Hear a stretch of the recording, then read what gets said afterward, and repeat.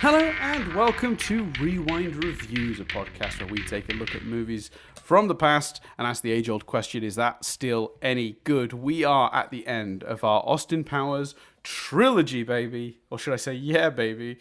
It's time for Goldmember. Yeah, baby, yeah. I don't think we've done... Have we done a yeah, baby? Have we done a groovy, baby? We probably must have. I refuse. I don't accept the possibility we haven't yet done that. That's got to be somewhere in one of the last two episodes.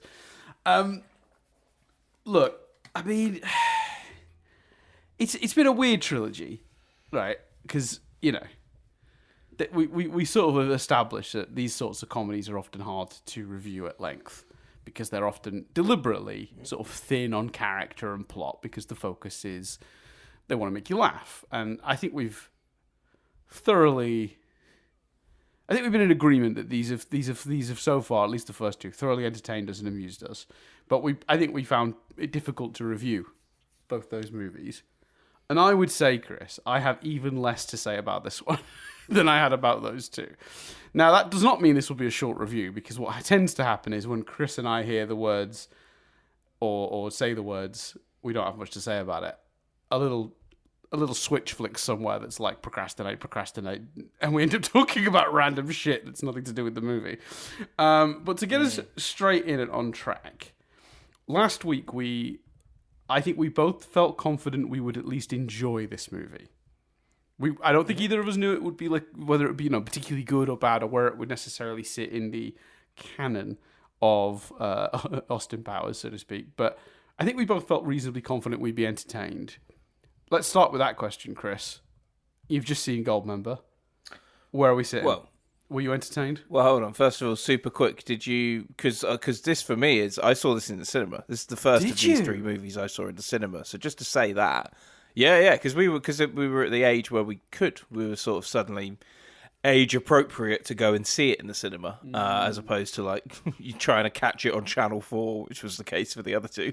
So yes, just to say that I remember having this on DVD, and I remember seeing it in the cinema. I feel like maybe even I saw it in the cinema twice, but I'm not 100% sure on that. But yeah, did you see it in the cinema? I didn't. I think honestly what happened was the first two I came to through DVD, video, whatever. By the time the third one came out, I was able to go.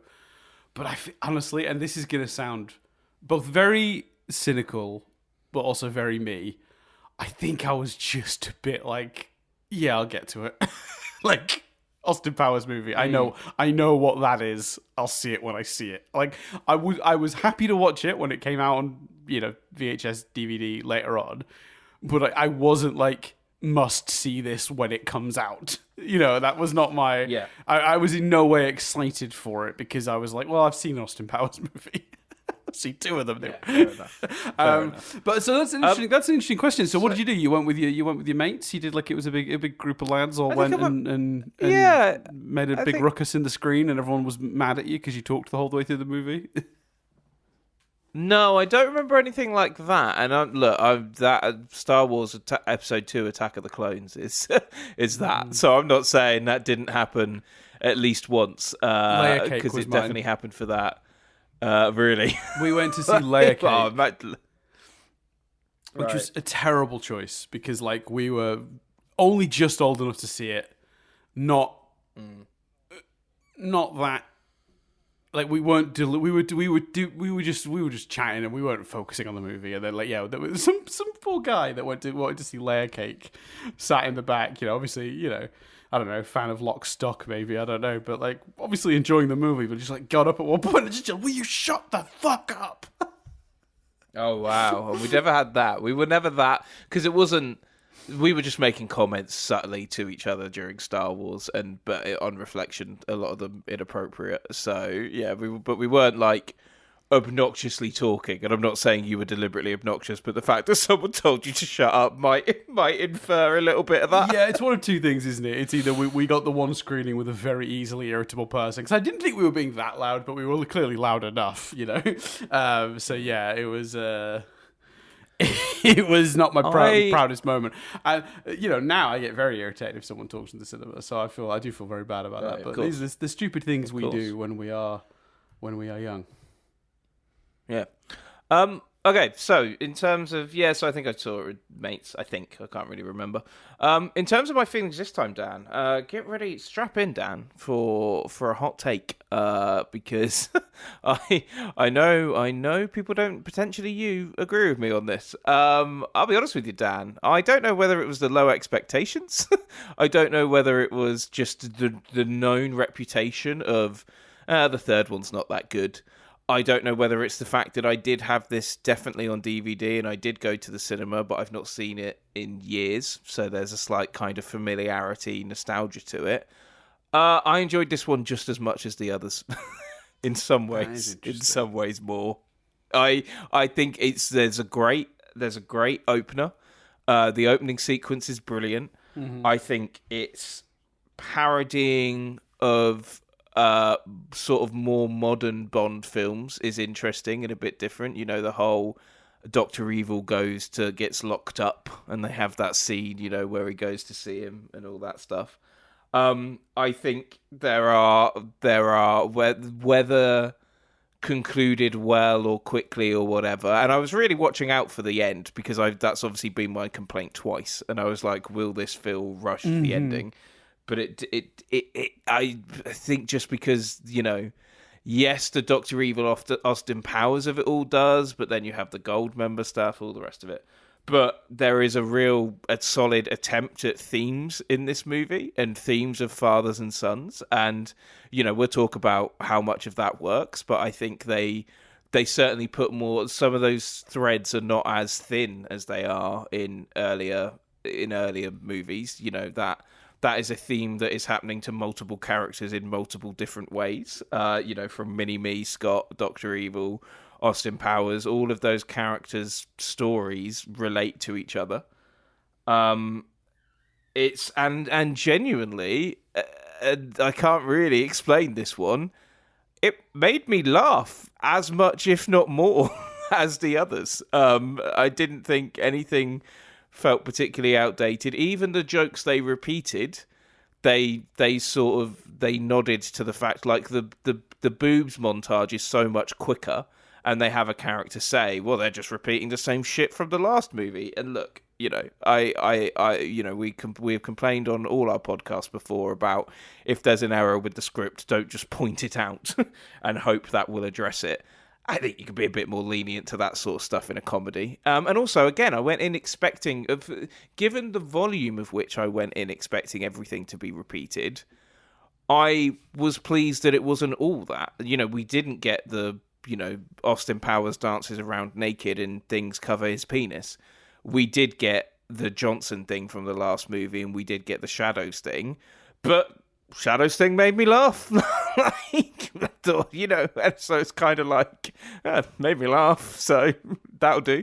I thought Beyonce was great. I thought Michael Caine was great. Again, another new element. Like, I know I'm alone, quite literally. I've watched a few Austin Powers ranked, and everyone criticizes this movie. But whether low expectations, nostalgia, or what, I enjoyed this movie. What did you think, Dan? Yeah, I mean, look, no ranking would surprise me because I feel like, look, I mean, they're all within spitting distance of themselves, aren't they? I don't think any one of these three movies is so significantly, astronomically below the rest that you would go, well, everyone should have that bottom. But with that said, I would say I think this is pretty cleanly my least favourite.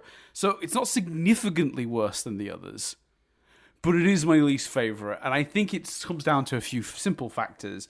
I just think it's weaker by a small amount in a lot of areas, which has a cumulative effect. I do think Beyonce is the weakest of the three leads. I do think this has the lowest hit rate of the jokes for me personally. I do think this has probably the weakest storyline. Not significantly, just a little, but it's enough, right? And if everything is just slightly worse over the course of an hour and a half, that adds up to being my least favorite. Nothing in it is outright terrible. especially if we're playing by the rules of the previous two podcasts, in that we are judging it on its own merits. It's not trying to be a complex character story. It's not trying to be anything more than a fun vehicle for jokes, and some light ribbing of the sort of spy and James Bond franchises. It's trying to achieve that. Its goal is to make me laugh. Does it achieve that? Mostly, yes. Is the joke rate a little lower than the previous two movies in terms of what worked for me, what didn't? Yeah, I would say so. But again, if someone told me this was their favourite, I would not be blown away by that. I wouldn't be shocked by that. I wouldn't be appalled by that. None of them are so far above or below each other that any ranking would shock me.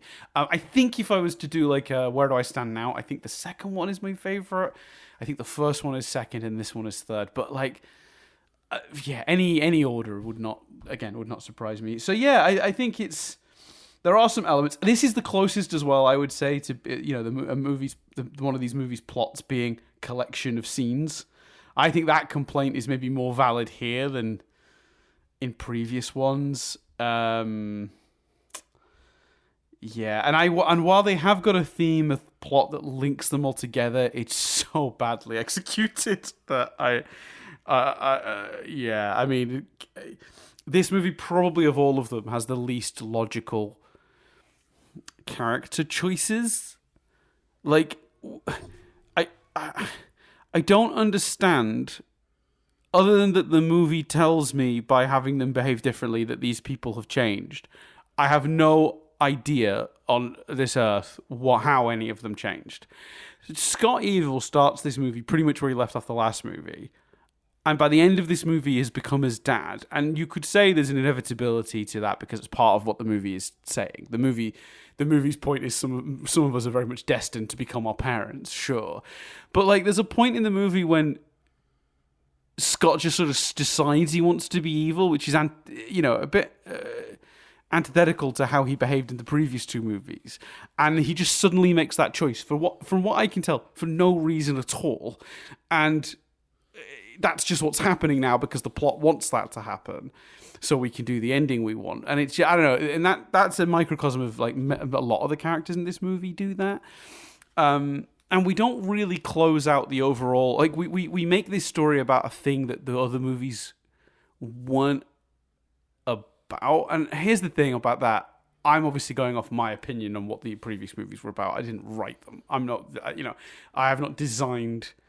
I didn't design these movies. I'm not in the head of Mike Myers, so I cannot tell you for sure. But to me, the first two were about, to some degree, about nostalgia, about the value of taking something out of time, and does it still have value in the modern day? Does an Austin Powers have value in the 90s, a person from the 60s? And while this movie has a sequence from the 70s, it's not really about that anymore. It's now fully become this story of fathers and sons, which is fine. Not every movie has to be on the same subject as its previous one, but the last two had that theme running through them, and it felt odd that it just got dropped for this one, considering this is sort of the third. You could argue there'd be a desire for this to sort of feel like a cap to a trilogy, which it absolutely doesn't. And I guess there's an argument that, James Bond movies don't end. So should this? But yeah, so there are definitely lots of things about this that I didn't love, but like nothing I outright hated. To sum that up, arguably we changed the villain in terms of it capping a trilogy. Like Dr. Evil is no longer the villain, and there's a new Dr. Evil. Yeah.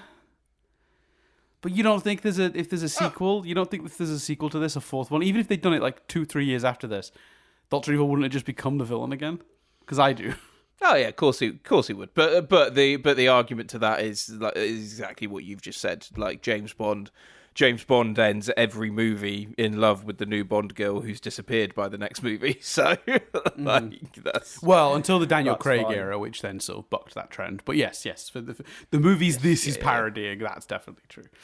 So yeah, I don't know. I talked about a lot of different elements of the film there in a row, so I didn't really give you any space to sort of. I mean, anything stick out from that you either strongly disagree with or have any particular No, because I thoughts or think feelings on that? I think it's just, no, because I think it's a similar reaction, and the problem is it doesn't make for a great review.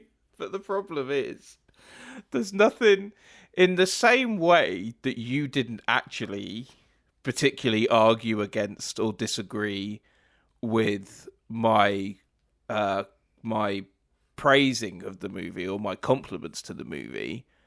I don't particularly disagree or feel any desire to argue against your criticisms. Right. Because I think they're both true. I think between the two of us, we've just done a full review. And the problem is, it's just like, for some people, it will, well, I don't know who, because seemingly no one, but for some people, maybe, all that stuff will add up enough that you go, yeah, cool. And some people, you'll add up enough that you go, yeah, I'm not sure. But it's not, like you say, none of these, I've not seen the Godfather movies, but none of these are Godfather Part 3. None of these are X-Men 3. Are X-Men 3. None of them are Jurassic Park 3. It's not even really. It may be in some ways it's most comparable to Back to the Future Part 3, which has a reputation as being the worst, but actually when you watch it, you go, no, that's perfectly serviceable and enjoyable and, you know, whatever. And obviously the Back to the Future are of a higher echelon and quality than than Austin Powers, and maybe you could argue that the first one is so perfect that there is more of a gap. Whereas with these movies, it just feel like they're so, like you say, they're so close together that even if there are things where you go, oh, that worked or that didn't work, or maybe it's like you were saying, it's about what you want to get out of the movie, right? So for you, that sort of out of time placement was interesting, and that's not really explored in this movie. So for you kind of go, okay. Whereas I genuinely, for me, and I just found the jokes hit nicely, and I liked I liked what they did with Mini-Me, for example. I've forgotten completely about that. So when that happened, made me laugh, made me chuckle, made me go, oh, it's a bit of we're attempting a story arc for Mini-Me. Cool. Okay, fine. I do think the key word there is attempting, I will say, for the same reason. Yes, so it's interesting, isn't it? It's one of, because I do think my bigger the closest thing I have to a criticism that I will push more passionately, because I could be absolutely so. If someone were to tell me they thought it was funnier than I did, yeah, sure. If anyone said, oh, I don't think it matters that it hit on those themes of nostalgia and do things from the past have a place in the present, and some of that stuff that we've covered in the previous movies, that doesn't bother you, fine. No, I'm not gonna argue with that. I do think the closest thing I have to what I think would be a universal criticism that I would aim at this movie, and I would push harder on if I was in a discussion like about the movie, is I do think the biggest problem this movie has is its character work, which is not surprising considering the previous two movies also had that problem to different degrees. I think this is the worst offender, because the movie just goes, yeah, Mini-Me's not happy and he's switched sides now, and you just go, okay, I guess. Why have we done that? Is there a reason for this character to have changed? Not really. They sort of paper over it a bit, so you can sort of come up with the reason yourself if you want. But honestly, it's just to put him in the Austin Powers costume, isn't it? That's why they did it. I think part of the problem is we do always try and take personal opinion and nostalgia out when we review these movies. And sometimes you can't avoid that. I think Back to the Future is a good example of, we're never going to be able to review Back to the Future without that affecting it. But I think part of the problem here is we did manage to do that with Austin Powers. And whilst there were only small gaps between the movies in reality in terms of their actual release, there's a big enough gap between Goldmember and International Man of Mystery for people to not be in the same position in their lives and probably not to have rewatched those movies.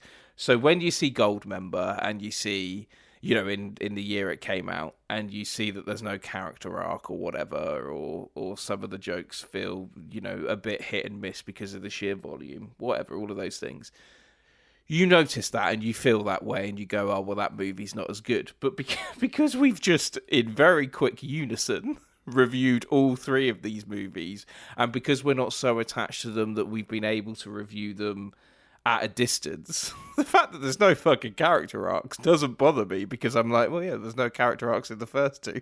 Like, so it's not. Well, it's not that there are no. I don't want to be misconstrued here. I'm not saying there are no character arcs. I'm saying that they don't justify any characters change. The characters are changed by the end of the movie. They all go on what you would maybe very lightly call a journey. The problem is, all of these journeys have the beginning and the end, and none of the middle. There is no character in this movie has any level of actual in-movie justification for the changes that they go through in it.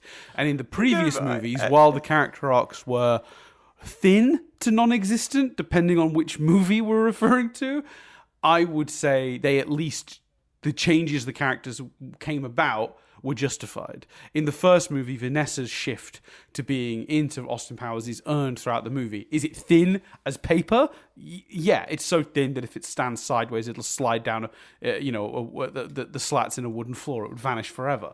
But it's there, and it makes sense, and you can track it. In this movie, it just feels like they go, right, Vinny means betraying them now, click, and they flick a switch, and that just happens. With very little actual, logical reason. Scott's just really evil now. He's just decided to do that. Tick. Okay, we're doing that too, are we? Okay.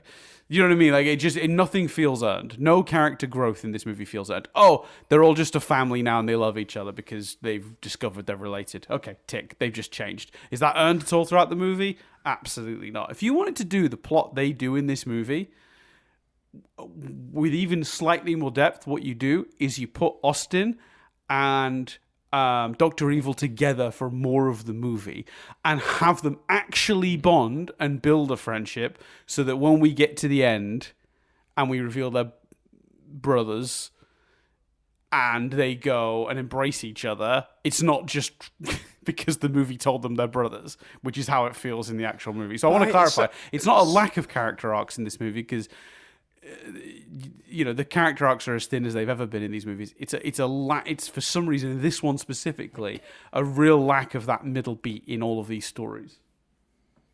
So do you give it any props? Because I give it props for, and that I had to use when doing my thoughts, I had to use the word theme because it's not thick enough for me to use the word plot or character arc or anything like that. But I give it props that at least thematically there's a link between what Mini-Me's going through and what Austin's going through and what Scott's going through and what Dr. Evil. So I did sort of like that. Sure. All the attempted arcs are of the same theme. Do you give it points for that, or are you like, nah, that's not enough for you personally? It wasn't enough to make me put it above any of the movies, but it's definitely something it gets props for sure. It's a clever bow to tie all of our ideas together for the movie for sure. And it does. It's not like that. Those ideas weren't in the previous movies at all. They've been present for the Scott Dr. Evil relationship since the first movie. Having it spread out to Austin feels a little, shoehorned in, giving Austin third movie daddy issues out of nowhere, which I realized in watching this is actually a very common thing in a third movie. The Indiana Jones ones spring to mind, but there are tons of examples of a third movie introducing, the character's dad. I think the Pirates of the Caribbean's movie did it as well. Third movie introduced the daddy issues for Jack Sparrow. I didn't realize until I was watching this that that's actually a reasonable. There's a handful of movies that did exactly that, where they introduced the father figure in the third movie. But it does feel a bit out of nowhere for Austin specifically, and it feels like they sort of it feels like rather than Austin naturally wandering into that plot, it feels like they lassoed him and dragged him into it, kicking and screaming. But it's fine. It works. The movie's structure in that sense is good, and the themes are good. How differently, and look, as we've said, we basically summed up the movie in 10 minutes. So we're going to be in the weeds now. We're going to be in the. That's all we've got left. Yeah, but also this isn't me necessarily being contrarian for the sake of it. But how does Indiana Jones do a better job of introducing and not feeling like the dad is shoehorned in? Do you know what I mean? What's the difference for you? why does it feel like it's kicking and screaming here as opposed to other movies where a dad is added with no form of reference to a dad? It's because it's not because it's the two different elements, isn't it? There's the element of plot of physically we're just introducing a dad character that's not previously been there, and that can be its own speed bump if you don't handle it well enough. But obviously, everyone has a dad. We don't all live every day of our lives speaking to, interacting with. If you were doing a workplace comedy, we're not likely to see everyone's parents until there's a reason for them to be there. So that element of it, I'm not so concerned about. It's more that when you bring in a dad and you make it that it's sort of quote unquote daddy issues, as this movie very funnily labels it, it has to. Some of the character's behavior has to be sort of explained by that. And with Indiana Jones, his several of his character traits, you could argue, tie into his own issues with his father, his stubbornness, his determination to just not let things slide. Like in the first movie, he could easily just let the bad guys take that trophy. He just thinks it's an archaeological thing. But at a certain point, there's Nazis pointing guns at him, and how much does he want this thing? And that weird streak of stubbornness. We explore Indiana Jones's previously established personality through seeing him contrasted with his father in the third one. We understand how he became the man he became. We understand more about his upbringing and his sort of stubbornness and his crotchetiness, and also that weird, distance that he keeps everyone at. His dad kept him at arm's length. He keeps all of his friends and partners at arm's length. There are traits that we get to explore, and obviously this kind of movie isn't going to have that level of depth. I don't expect that movie to have any level of depth, but what do we know about Austin from the previous movies? We learn about his sort of loyalty and his belief in sort of certain free ideals and what have you. And it's like, if we're introducing his dad, are we not using that to explore stuff we already know about that character?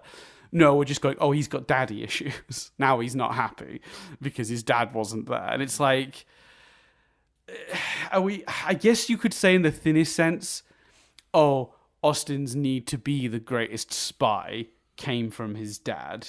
So we're sort of linking it, but I don't know. I mean, take a shot every time you hear the word thin in an Austin Powers review.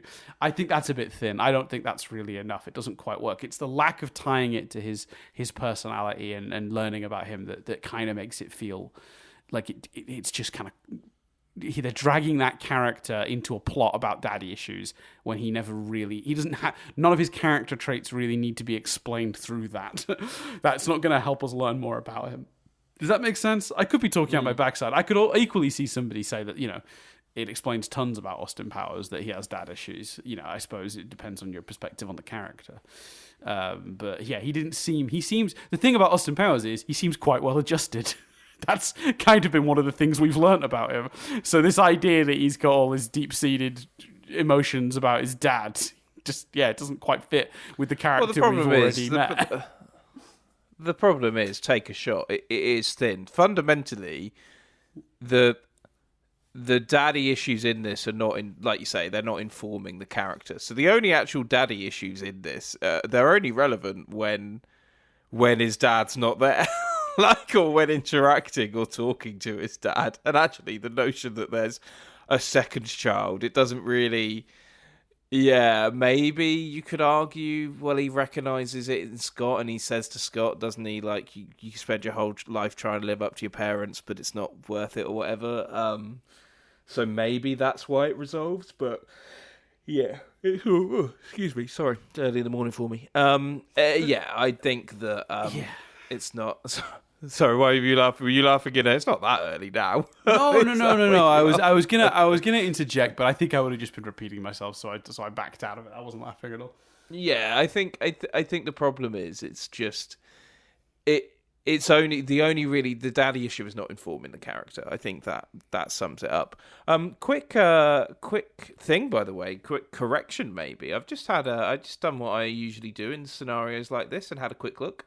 Opened a bunch of, there's not as many, obviously, but opened a bunch of Austin Powers ranked, articles, and they all have them in it. There actually isn't. In some cases it's International Man of Mystery first. In some cases it's The Spy Who Shagged Me. They literally all go in the exact same order: Goldmember, International Man of Mystery, Spy Who Shagged Me. So it's interesting that for a series which I would say personally is in many ways the most consistent trilogy that we've ever done. I think you could really make an argument. That's a thought. Huh? It's so funny that for me these are the most consistent movies, and yet so therefore you would think if they are consistent and of a similar quality, they would be in some cases you could rank them any which way you like. But actually, like the internet, there appears to be consensus. There appears to be a huge consensus because thinking about it is. I think this is the most consistent movie trilogy we've done, isn't it? Because I just think Back to the Future, the gulf between the first movie and the sequels is bigger just on sheer quality of the first movie. Yeah. And I'm looking at like Star Wars. Lord of the Rings. Lord of the Rings. Yeah, Lord of the Rings maybe. Santa Claus definitely not. Die Hard, definitely not. Oh, we didn't do that as a trilogy, though. We have done all three, but we didn't do it as a trilogy. Obviously, let's not get into the mess that is the Star Wars prequel trilogy. X-Men, obviously, the third one is a massive, just like off a cliff. The Matrix movies. Did we do the Matrix movies? We did, didn't we? We did, but 2 and 3 are. And 3 are much worse. Yeah, absolutely. Oh no, yeah. I was just trying to remember. At that point, I was just genuinely going, "What trilogies have we done?" Oh, what trilogies have we done? Yeah. Did we do? Yeah, we did the original Star Wars trilogy, Back to the Future. Yeah, that covers everything, I think. Yeah. Christ. I mean, that's something, isn't it? Yeah, that's how I feel. I'm gonna. Yeah, even though the actual level, I would not argue. I would say with confidence is lower. The bar that we're setting is lower. It's a weaker franchise than a Back to the Future, a Lord of the Rings, a Jurassic Park. In terms of the base level that it sets and its lack of movement from that point out, in terms of up or down, it is probably the most consistent trilogy we've covered. Which is saying we didn't name Pirates, but again, that is not consistent. Right, we didn't name Pirates. You're right, we did miss that one. And also we did 5 of those, I think. God, what were we thinking? So look, I think the movie is probably. I think honestly though. We missed because we did more of it because we did more than 3. We've missed another one. Again, the gulf is there, but Indiana Jones might be second. Indiana Jones or Lord of the Rings is second in terms of the original core trilogy. Yeah. That's but again, true. it's a bit like Back to the Future, where Raiders is so good that there's inherently a bigger gap between that and the sequels. I think the closest answer is Lord of the Rings, and Lord of the Rings could even be more consistent at it. But like, it's because I feel pretty confident here that this third one is the weakest, even if it's only by a tick or two, Whereas I don't know if I could necessarily pick between the Lord of the Rings ones. I don't think I could. No, that's fair. So maybe the answer is technically Lord of the Rings, but it's real close though, and I guess even more impressive with Lord of the Rings because not only does it set a very high bar, it then maintains it. Of course, yeah. Let's talk. I think you had a topic there, so apologies if I'm interrupting what you were going to say. But let's talk Last Stand. Did you find this significantly less funny, or did you? Where do you stand on the jokes? Because for me, I thought there were a lot of big hitters in this. I did laugh more than I was expecting to. We were moving on. We were going to move on to the same topic. This is exactly what I was going to talk about. I think great minds. Yeah, man. Of course.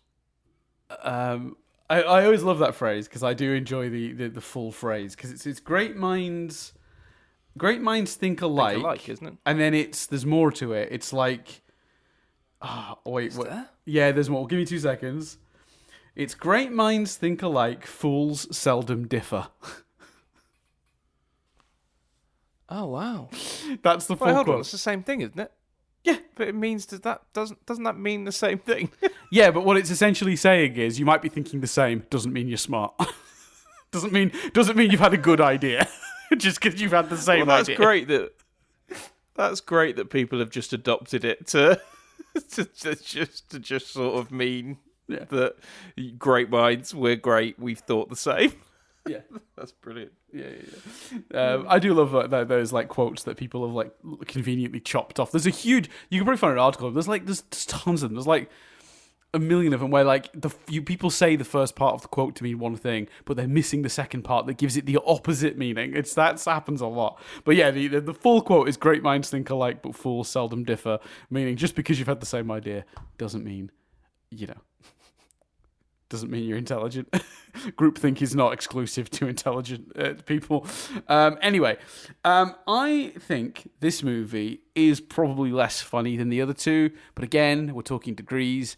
I think if I'm saying the hit rate on the first movie was like 65 to 75%, and the second one was like 75 to 85, this one's probably like 55 to 65. It's probably the weakest. I think when it does work, it's very funny. But I just think the shtick is getting slightly stale. And none of the jokes are innovative. And not none. Fewer of the jokes are innovative enough to break out of the point that we're like, we kind of... If we haven't done the joke before, we have seen this kind of joke. It might not be the same joke, but it's in the same ballpark. It came from the same joke book.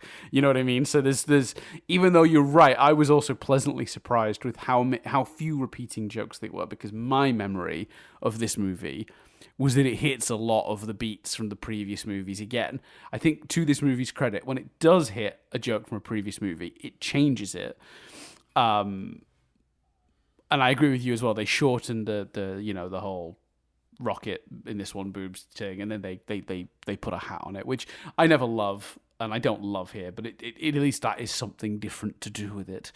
And they do something fairly different. I think actually better. I think as much as I complimented the shadow scene in the previous movie, I think this one's better.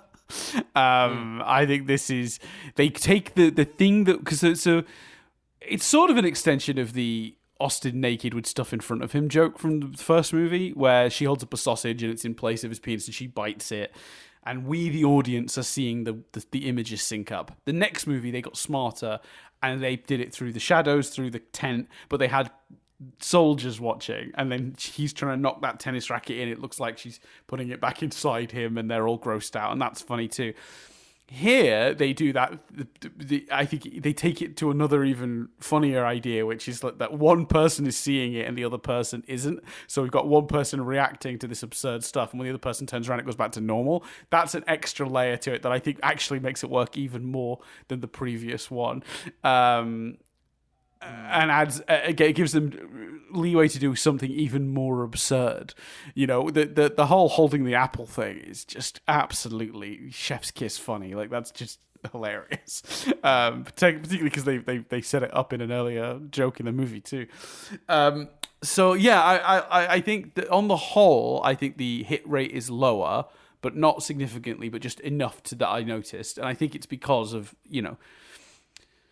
this is a third movie in this style with this kind of humor. It's automatically going to be a little staler just by default, unless you're really reinventing the wheel, which they're not. And, I think there's something to say in the movie's favor for being comfort food and maintaining what it was doing in the previous movies rather than being massively innovational. But, like, for me, as a person who's reviewing this in this very unusual circumstance of having watched all three within a week and a half, 2 week, 2 week period, I think we've reviewed these in. I started to feel that here, and I feel like a lot of the jokes, I was like, I get it. I didn't love it. Yeah.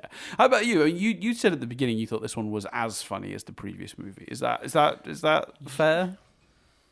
Yeah, like complemented the shadow thing. I thought obviously the Godzilla joke, which is one of the reasons we're doing this trilogy. Yeah, it's a brilliant joke. That joke appeared on my feed, and I was like, "What movie's that from?" That is a phenomenal joke. We should clarify what that joke is for anyone who doesn't know. It's the scene where the car hits like a Godzilla, like sort of fake, like a light Godzilla, like statue, like a paper mache Godzilla, and it's driving around with the Godzilla on it. The people are running, and someone's like, "It's Godzilla," and he's like, "No, it's not. It looks like Godzilla, but it's legally distinct from Godzilla. But let's run from it like it's Godzilla." But it's not. That's kind of the gag. It is a very good gag. It's a very, very good gag. Yeah. There was a bunch of stuff that falls into the category that you're talking about of doing a similar thing, but still making me laugh. There's a few things that I'm like, I shouldn't be laughing at this, but I did find it funny. Like, Dr. Evil, I thought you were crazy, but now I can see your nuts. Such an obvious. It's just Mike Myers' look to the camera of, yep, did the obvious silly joke. Hey, I enjoyed that. I enjoyed Tell Me Something I Don't Know. I once open mouth kissed a horse. What? Like, that's something you don't know.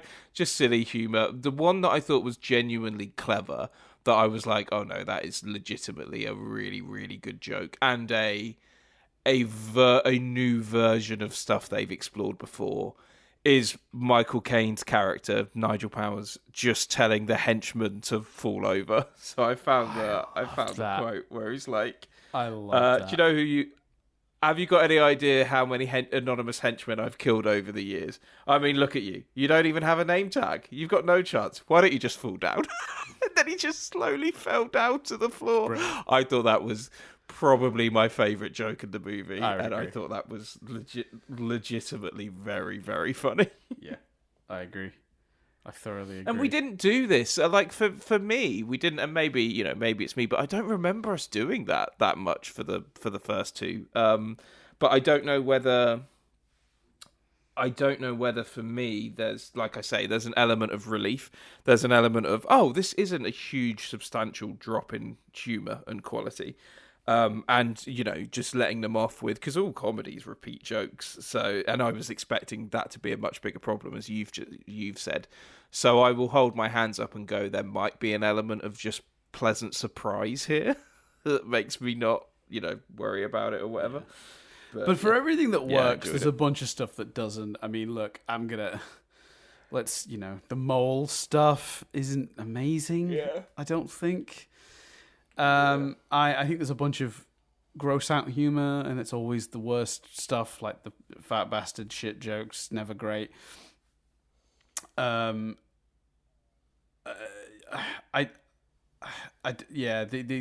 was the one? The Hard Knock Life song in prison. I didn't care for that. Oh yeah, that wasn't great. It's not funny. I didn't care for this. Okay, I'm going to very briefly reference this here, and then I'm going to put a pin in it to come back to it in a wider topic. But I didn't love Fook Me and Fook You. We'll come back to how racism is alive and well. But I didn't think that was very funny either, not outside of the thing. There's still plenty of jokes in this movie that fall flat for me, and I'd say at a slightly higher rate. I will say though, I've just remembered another joke. You know how you said you had a joke that you thought was like genuinely like clever. My favorite, if we're just doing like genuinely, I thought it was genius, and I've never seen it done before or since. The subtitle joke, the shiitake mushroom joke, where the subtitles appear and there's white elements to the visual that cover some of the subtitles, so Austin Powers can't read them properly and he keeps getting the wrong end of the stick. That is legitimately genius for about 10 different reasons. That is like 4D chess of comedy, because you've got the obvious like rude joke that's the misreading of the subtitle, but then you've got the clever way in which they've done it with the visuals, but then you've got the meta element of it. Austin Powers literally says, like, to someone, but I can't understand you if I can't properly read the subtitles, suggesting that characters in the movie understand people who speak in different languages because they're reading subtitles. What meta sort of like character that knows he's in a movie shit is this? It's brilliant. That's a really good one.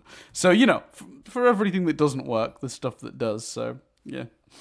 Well, I will say as well. Sorry, I'm just trying to find.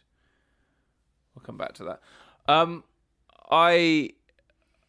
The other subtitle joke is obviously the British slang one as well, which I also really enjoyed, yes, but mainly not because and I'm sure like as a British person we have a slightly different perspective on this joke, because the reason I enjoyed it was I understood what they were saying. Yes. So it's just funny to be like, it is mad how this comes across like a different language. Obviously, at the end where they deliberately like are just talking nonsense. But yeah, the longer it goes on, the more absolute horseshit they're speaking. Yeah. The reason for me the Hard Knock Life thing doesn't work is because I feel like every other thing that the movie's parodying, the previous movies have parodied, has been like James Bond, 1960s, 1970s, whatever movies. They've been spoofing a genre.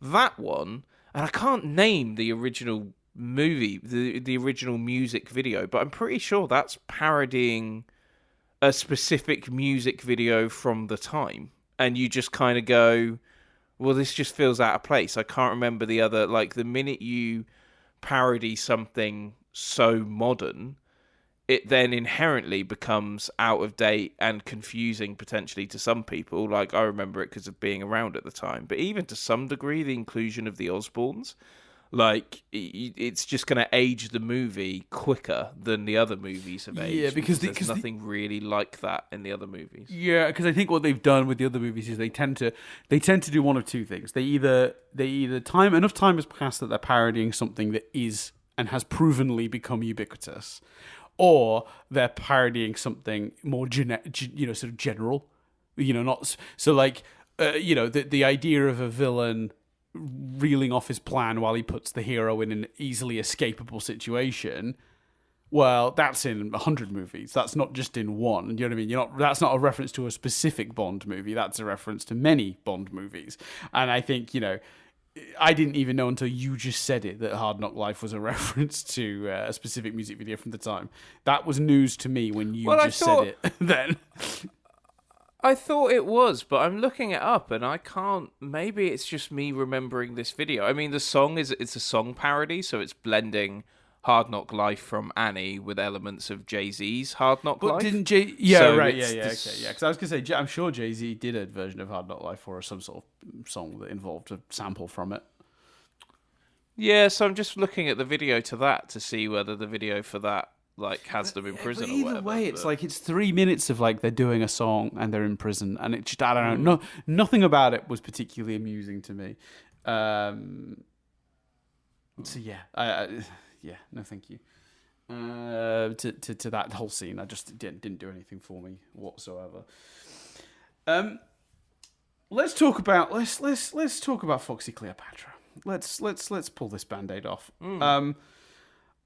First of all, just from a script perspective, she is the biggest gulf between potential and execution in a, for lack of a better term here, companion to Austin. Because the idea of teaming up a guy from the 60s with essentially a blaxploitation character from the 70s is super interesting and very, very ripe with there are things you can do with this. But she doesn't get anything to do. She doesn't really have character. Well, no, she is actually probably an example of a character that literally flat out just doesn't have an arc. She simply is there to go around with Austin and look good, which obviously she does. Tick, fine, we achieved that. Newsflash, everyone. Beyonce is quite attractive. Hope we're all learning something here. But like, we're not doing anything with her character, and we've picked something so interesting to do, and then she just stands around like an ornament for most of the movie. It's baffling to me why we didn't do this. Like, someone sat in a writer's room somewhere, and I think this movie is only written by two people. I think it's Austin. I think it's Mike Myers and the same guy, that co-writer that he wrote the other two with. But they sat in a room and said, you know, it'd be fun to do the whole, to pull him through time, a companion, a sort of Bond girl for this movie, who's from a different time period, and we'll do something really specific. We'll do a blaxploitation thing. It's a brilliant idea, an homage to those 1970s movies. Incredible. And for those who don't know, she's sort of a cross between Foxy Brown and Cleopatra Jones. Sort of that style, that confidence, that really like sort of fierce attitude. And it's like, okay, we've chosen to do that now. What are we going to do with it? Absolutely nothing. It's in the movie. Is it? Why? Don't put it in the movie if you've not got an idea of what to do with it. That is the definite, it's the definition of, and I'm going to use an apt analogy for the time of year, Chris. It's the token Brussels sprout on a Christmas dinner. You put it on the plate. You don't even know why. You don't want it. You'll finish the meal. It might still even be there. Do you know what I mean? It's there because you decided to put it there. You've done nothing with it, and that's even before we get to the performance, which I have some mild thoughts on, but nothing too strong. But it's just, what a waste. What an absolute waste. Such a good idea flushed down the toilet. I don't understand. Well, it's a waste of a good idea, and it's a waste of Beyonce, isn't it? Yeah, yeah. She deserves better than this. Yeah, I agree. Yeah, I agree. And then on the performance side, look, I think for someone as unseasoned as her, she is frustratingly good at this. Like, I felt this way when I watched what was the movie Harry Styles did, the Christopher Nolan movie? Dunkirk. I remember being fucking annoyed most of that movie, just like, fuck off. Good at singing, fucking handsome, and he can act as well. Fuck this guy. Who gave him all the fucking good stuff? Like, what? Fuck Harry Styles. He's apparently really polite as well. Like, there's a video of him. Really he goes in a room for a press junket, and he goes round. He goes round and shakes everyone in the room's hand, and it's just like, hello, good to see you. Hello. Yeah, like, I've heard he's a nice guy too, and a real gent. So yeah. But this is my point. Like, who gave him fuck that? Like, spread it around. He doesn't need to be a good actor too. Fuck that. Anyway, I felt a little bit like that here because Beyonce is batting way above her experience level. Like, this is not someone who's done a huge amount of acting up until this point, and she is really, really setting a very high bar considering her experience level. I will say, she's amazing. Probably the weakest of the three, though. There are a few moments in the scenes when other people are talking, and you can see that face of, I'm reacting to what you're saying. So she occasionally gives her experience away. It only happens 2 or 3 times in the whole movie, which is amazing. But just once or twice, she trips over herself a little bit. But she's got so much less to do, though, hasn't she? Part of the problem. Like, you just go, what? Like, you just go, what are the big... There are no... You can point to the big Austin and Vanessa scenes, and Austin and... Felicity. Whatever. Shagwell? Felicity Shagwell, yeah. Felicity scenes. What Austin Foxy scene was there in this movie? Like, there's none. Like, the only one you can think of, I'm sure, will be the one that you'll go like, well, it's not really. It's the scene where she talks to him through Nathan Lane, and he's all mad because apparently they were dating at some point.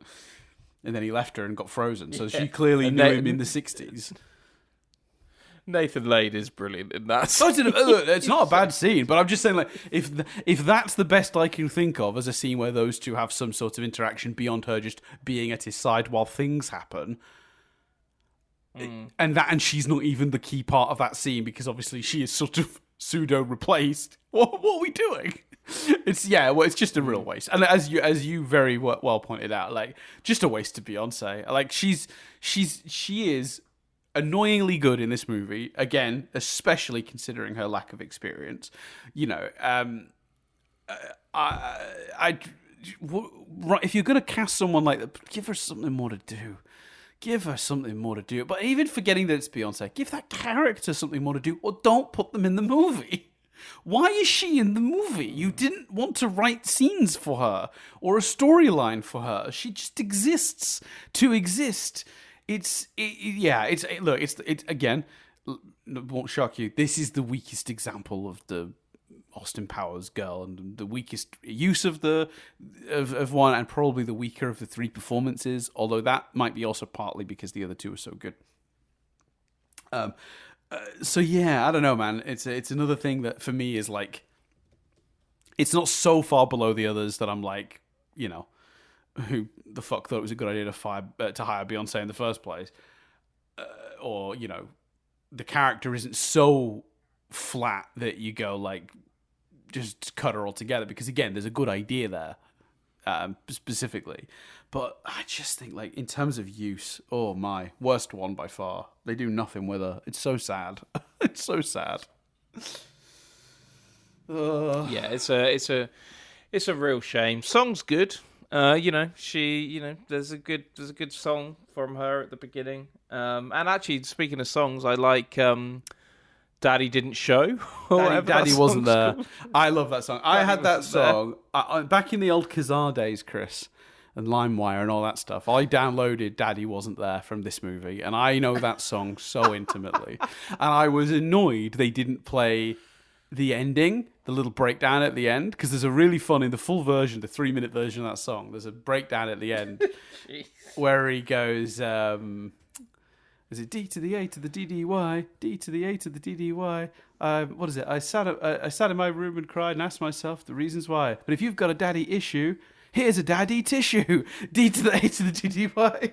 And I realise now they can't put that in the beginning of the movie because the whole daddy tissue line doesn't come until later in the movie. So he'd be quoting the movie before the movie got to that bit. So they couldn't put it in. But I was a bit annoyed that the full song isn't in the movie. I'm like, I sat through fucking 2.5, 3 minutes of fucking Hard Knock Life. But we couldn't, Daddy Wasn't There, certified banger. we do 30 seconds of it. Fuck off. It was a banger. It was an absolute banger. You should look, it's on Spotify. I've listened to it a couple of times in the last day. It's a great song. All the performances, as always, are great. You know,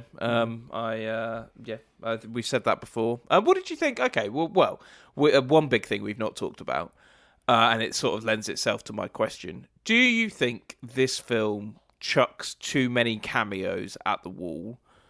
Obviously, I'm going to answer that and talk about it. No, I want to know what you think about that, because I can't even remember what like the first one we had like the Rob Lowe and like, you know, all those like really obvious like ones. Second movie we had who do we have in? Oh my, maybe my point is falling on its arse because I can't remember who was in the previous movie. Who were the cameos in the previous? Well, the problem is, so I've seen that criticism because if you were to list the cameos in this movie, there'd be more than the previous two movies. But the reason they get away with it, and the reason you're sat there going, "Are there any?" is because they're all in the opening sequence. So I think they get away with it because, you know, we got Tom Cruise, we've got Danny DeVito, we've got Britney Spears. And I think they're all fun, and it doesn't feel like it's overstuffed with cameo after cameo because they're basically all resigned to the first 6 minutes or whatever of the movie, and that opening sequence, like the songs a bit, like the opening song, like it made me laugh what they did with Britney Spears, but I think much like the Hard Knock Life thing, that's also a bit of a we've got Britney Spears in this movie, have we? Okay, fine. But again, in the context of, well, there's always weird shit and random shit in the opening montage, so it's fine. That opening's phenomenal. What a clever, fantastic spoof of what I almost think it's ahead of its time. Like, that looked like it was spoofing, like, Mission Impossible movies, and I don't know how many of those were out at the time. I know some were obviously out, but it just felt like that was spoofing modern spy movies in a way that the other movies, hadn't. And I thought that was great. Like, so funny. Like, Danny DeVito. What a reveal. Danny DeVito in particular is great. What a fantastic reveal that is. And I love the unintentional well. modern joke that's obviously not part of what they wrote, but like the slight irony of Kevin Spacey as Dr. Evil. I died. Yeah. I absolutely died. Fuck that So guy. it's by the way, just that for the record. if it needs to be stated, that opening's phenomenal. I think it's brilliant. Yeah, I agree. It's perfect. Actually, I would say it's like it's exactly how you should open a movie like this. Exactly how you should open a movie like this. It's clever and fresh and a new idea that this franchise hasn't previously done, and it sort of brings the franchise full circle in a way, because obviously this was a movie about. Well, you never know how much of this is intent, but to my eyes, I'm watching this movie, the first one, and it's like it's an original movie, and even in its year that it came out, there weren't too many of those, right?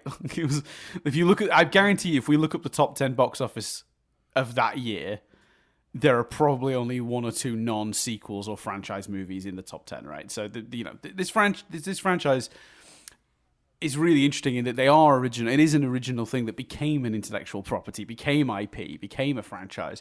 So the International Man of Mystery comes out, and it's about the things Mike Myers grew up loving, right? The iconic things that Mike Myers grew up loving in many ways. And the third movie, by the end of the third movie, Austin Powers, even in his own universe, has become intellectual property.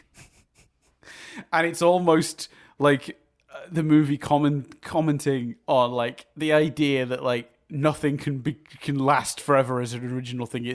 If it's popular enough, it will become IP. And I don't know if that was Mike Myers' intention. I suspect not. To be honest, he seems way more interested in the of the moment, like joke to joke stuff, and less focused on wider thematic points. So I suspect that I'm potentially just inferring it myself, but we're here now. I really do feel like it's very interesting that we've ended this franchise on Austin Powers becoming a movie. I just think that there's something about that, the idea that like we're almost celebrating the fact that Austin, there's all this important cultural stuff that inspired Mike Myers, and he's created a character that's now entered the pop culture enough to be an iconic character in of himself that's worthy of a movie. So in the movie, we did a nod to the fact that he's become a movie, and they're all at the premiere at the end of the movie. Like, I don't know, there's something about that sort of spoke to that to me, and I thought that was kind of clever, whether intentional or not. Yeah, I'd agree. I don't know how intentional. Dan, we can answer it. So, because, we love to... We're running out of things to say. So, let's gamify it. Yep. I've got the top 10 per Wikipedia for the highest grossing films of 2002, the year Austin Powers came out. There are two films that are not part of a franchise. Is this International Man of Mystery? Oh, were you talking about International Man of Mystery? I thought you were talking about this movie. No, this movie's fine. No, I wanted this movie. Yeah, this is what for a second I thought you said. I misunderstood. No, Goldmember. I meant this year. The Goldmember comes out. Yeah. So it's 2002. So to be fair, there are some movies in here that became franchise movies. Ice Age and Spider-Man, obviously at the time, that is the start of a franchise. But I think that counts. They go. You can't. No, I'll give you Ice Age. I'm not giving you Spider-Man. That is IP as IP becomes. It's a big adaptation of a very famous and popular comic book character. Okay, but better example, number 9 is My Big Fat Greek Wedding. That did go on to have sequels, but this is the first movie. Great. But there are two movies in the top 10 that have not gone on to have sequels of any kind. Do you want some clues to try and get guesses? Can I even remember what was in the box office in 2000? So a Lord of the Rings film was probably the second one, based on the timing. Is probably right up there.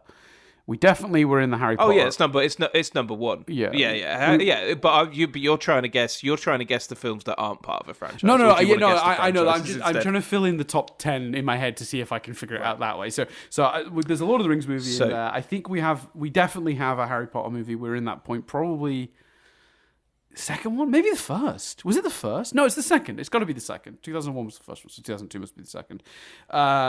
We have Spider-Man. We already talked about. Attack of the Clones is almost certainly in there. So then, what are we left with? Well, I know there was a James Bond movie this year because the trivia last week is that there was a James Bond movie every year, and Austin Powers movie came out. So I don't know which one. Big. Well, I mean, Dan.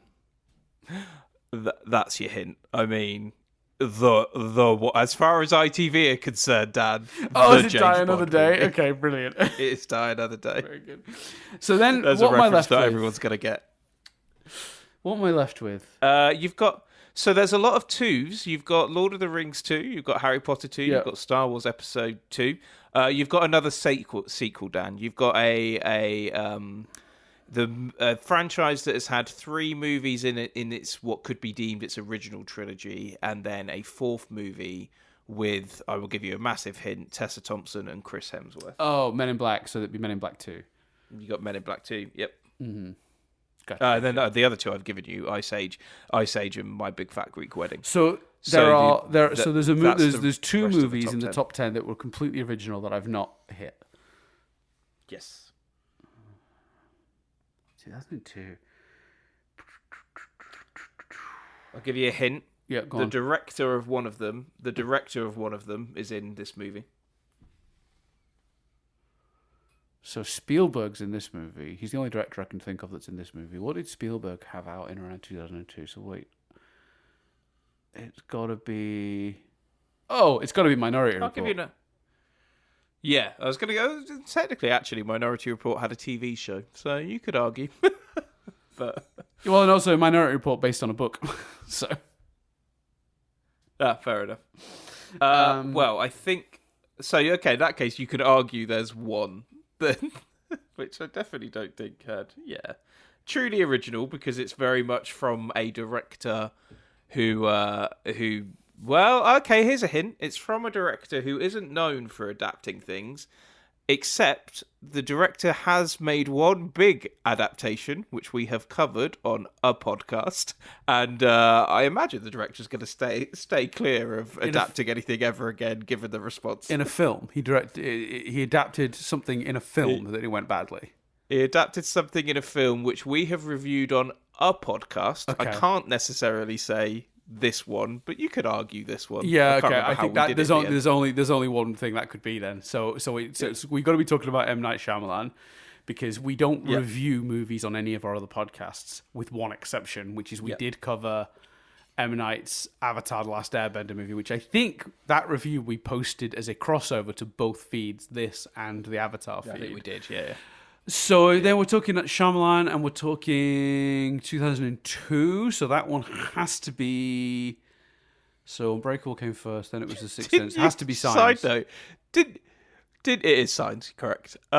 Didn't you once publish Avatar as in James Cameron's Avatar on the Analysing Avatar feed for April Fool's Day? I did. And people were not happy, but I still think that is a legitimately brilliant joke. I think even worse, I wasn't happy because no one fucking said anything. That's why no one noticed. For April Fool's Day, on the Analysing Avatar feed, our podcast about Avatar: The Last Airbender, I posted the entire 2-hour review that we did of Avatar 2009's James Cameron movie, without context, without explanation, without anything. I just posted it to that feed and no one fucking noticed. I don't even know if it's still there, or did I remove it? I don't know. Oh, so funny. But that yes, sort of science. that kind of pushes my point, though. I would say that Absolutely is it a does. franchise heavy year, right? And I think and that was probably also true when International Man of Mystery came out. So I just think there's something I've got to say. I am absolutely fine if it was intentional with Mike Myers taking a small victory lap for I turned an original character into intellectual property. I took a character that was completely original, and now it's this franchise. So yeah, I'm on board with that, and I think that's fun. Whether that was his intent or not, I don't know. But even if it wasn't, I stand by it. Yeah, it's still there. So, sorry, 1st of April, 2023. So it wasn't even that long ago. The podcast post is just called Avatar, and it's just the description is a review of the Avatar movie. So good. I love it. We won't gamify it, but unless you want to. Actually, 1997 had 6, arguably 7 movies that weren't franchises in the top 10. Really? Yeah, so Titanic was number 1. Then you've got 3. Then you've got the 3 that were franchises: The Lost World, Men in Black, and Tomorrow Never Dies. And then it's Air Force One, As Good as It Gets, Liar Liar, My Best Friend's Wedding, The Fifth Element, and The Full Monty, which did have a sequel. Wait, is that American domestic or is that worldwide? Because I didn't hear According to Wikipedia, wasn't there a Jurassic Park movie that year? Yeah, The Lost World. That was the second one I said. Oh, sorry, I didn't hear you say that. So wait, so we had there was a. Yeah, okay. Did we hit Batman? We hit Lost World. And then we went Batman isn't listed here, so it was Lost World, Men in Black, Tomorrow Never Dies, and then there's a bunch of non-franchise movies. Batman and Robin came out that year. 1997. Yeah. According to Wikipedia, it's not on the. Oh yeah, Batman and Robin. According to Wikipedia, it's not on the top 10. In the top 10. Do you mind if I do some Googling, not to spoil your point? Yeah. Go for it. 7 worldwide box office.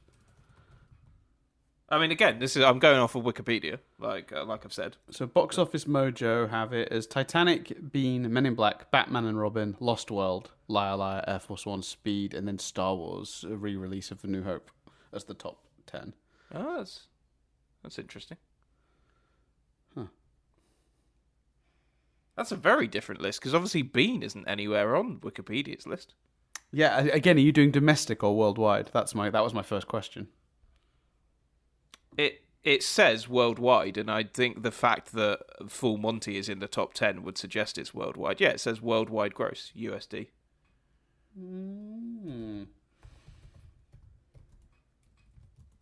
Yeah. Let's see. Very different for me. The outlier there is the fact that Bean is second or whatever it was on Box Office Mojo, and not even in the top 10 of the Wikipedia one. That is a discrepancy. Yeah, but these numbers don't make sense either, because there's no way. Oh, okay. All right. Don't worry. I think I see what's happened. I think I see what has happened. Tell the people what's happened. So, Box Office Mojo, if you do it by worldwide, they've done it by how much it made worldwide, like outside of America. Instead of worldwide being the combined total of domestic and worldwide, they've got worldwide and domestic as separate figures. So worldwide just means how much money did it make outside of America, whereas the list you found on Wikipedia is both combined. That's why it's different. There we go. Oh, so Batman and Robin would be outside on that metric then. Batman and Robin is outside the top 10? Would be, yeah, because it only made 238 million in the worldwide, in the non-American market, and then only 100 million in the domestic market. So its total was only 330. Which also explains why Mr. Bean is so high on. No, that wait, metric, no, it should still be in there. It should still be in there. It made 330 million by Box Office Mojo's count, and Air Force One, Yeah, it should which is still be in there fifth, then, 'cause- made 313. So what's Yeah, happened here? I'm so confused. I don't know. Right, give me 2 Mate, seconds. anyone can edit. Go in and edit it. Well, none of it depends how they've figured it out. There must be something we're missing. When did Batman and Robin come out? Is this the release was split situation where it came out in did it come out in December? Nope, came out in June. Fuck. Okay, I'm running out of explanations. Literally smack bang in the middle of the year. You know what? I give up trying to figure this out. I don't know. I give up. But yeah. Anyway, Michael Caine's really good in this movie. Do you think, a genuine question, and I'm going to sound really sarcastic here, and I really do promise I don't mean to, is he not a bit phoning it in?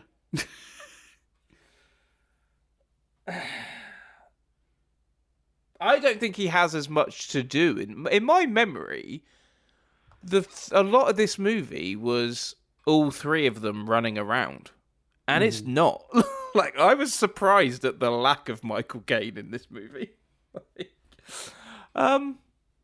I don't know. Is he phoning it in, or is he just doing a different type of spy to... It almost feels like he's actually he's actually trying to spoof a spy, as opposed to the kind of false teeth, groovy baby version of a spy Austin Powers is doing. I think he's literally just like, hello, I'm here in this scene. I don't think he's doing anything. That's I just think he's sort of like, I'm Michael Caine and that's enough because I'm handsome and charming. Which, to be honest with you... To be fair, it is. It is enough. Yeah. Oh, you finished my thought there, Chris. That's what I was going to get at. I mean, it does mostly just work, but I think if I was being nearly nitpick and just sort of being honest about my feelings on it as I was watching it, because one of my notes was that when I wrote as my overall thoughts, because I have notes about specific scenes and I have a section at the top for just any overall feelings I've got that cover the whole movie.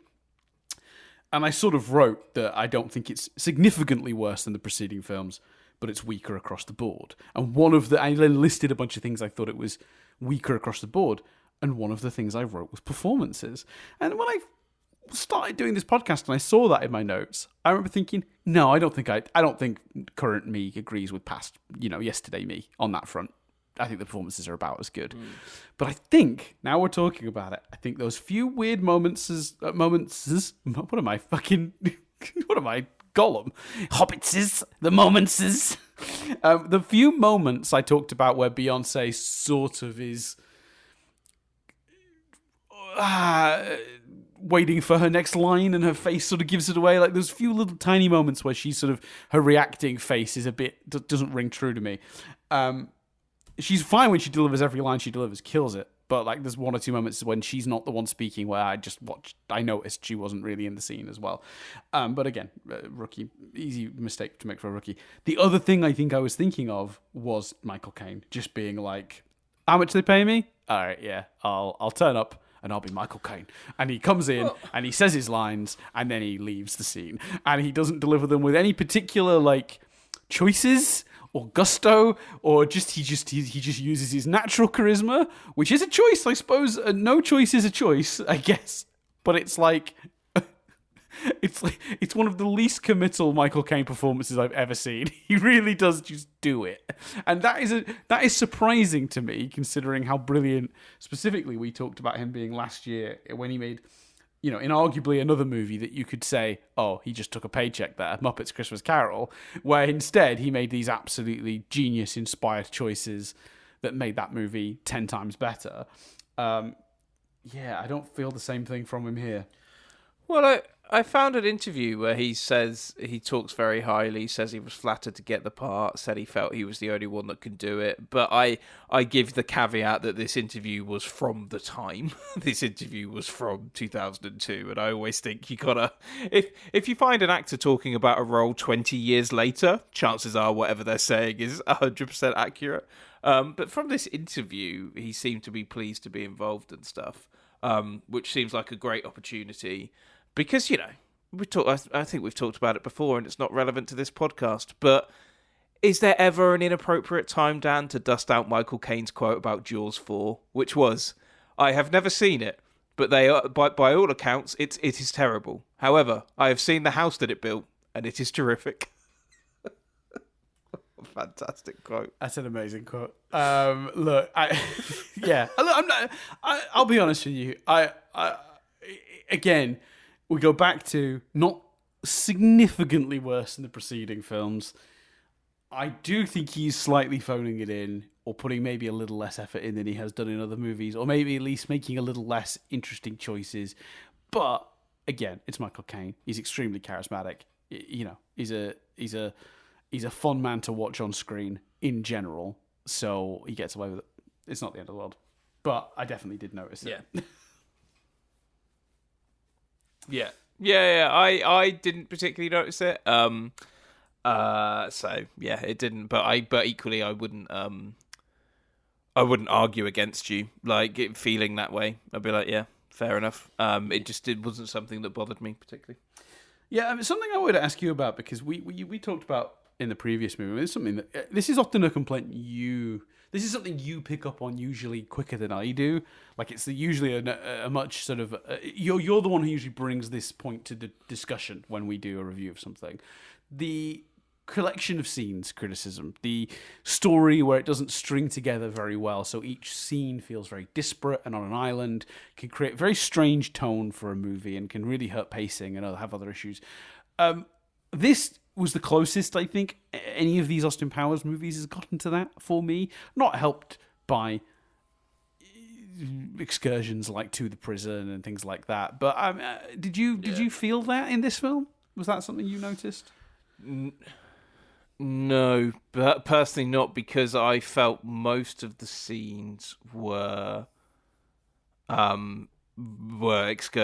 music videos.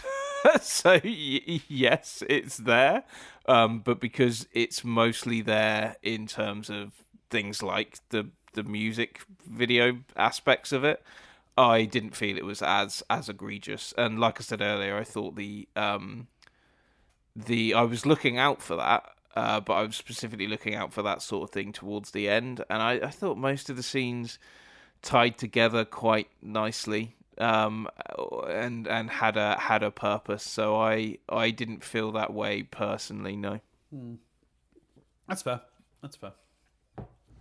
I would, but I was looking out for it for sure. But I think to be honest with you, I think it's another one where, for me personally, not as egregiously as not more egregiously than the other films. I thought it was on par. Do you know what I mean? I thought so again, that's one of those things where if that is a criticism for you, because that came from Jess, that didn't come from me. It came from Jess saying that when she watched half of the first film, or whichever film it was. I think it was the first one. She would feel that way if she watched this movie. So I think it's one of those things where if that's something you notice, you're going to notice it in all three movies. I don't think it's particularly worse or better than the other movies. Well, maybe it is a little bit worse because it feels like this song. I mean, we literally divert for essentially a music video. We don't do that before, so maybe it is more egregious. But we also divert it's a for musical number. I sort of forgive it. We also divert for a sequence in the 70s. Like almost every other scene feels like a diversion to now we're in Japan, now we're in the 70s, now we're in a prison.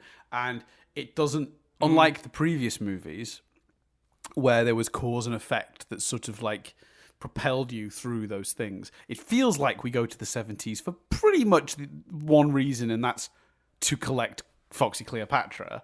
I know Goldmember's from that time too, but it feels like they chose to do that just to make it easier to explain why Austin was even meeting Foxy Cleopatra.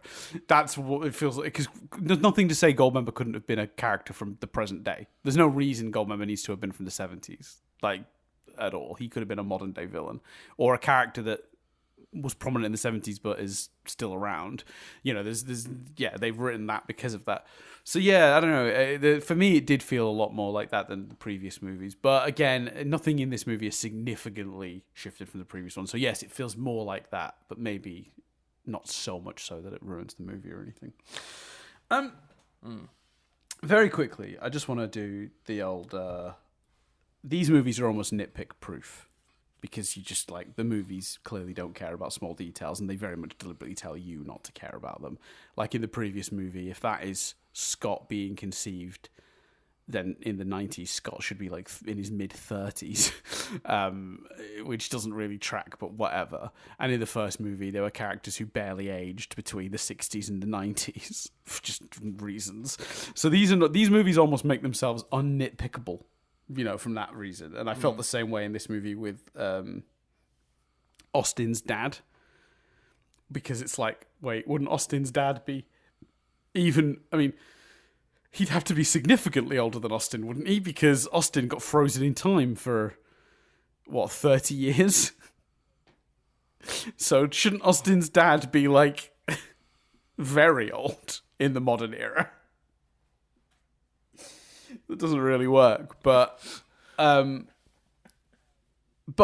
those are all fine for reasons I mentioned. I do have, though, Chris, an actual nitpick. And it bothered me. Let's get on our boots and let's walk over. I'm here.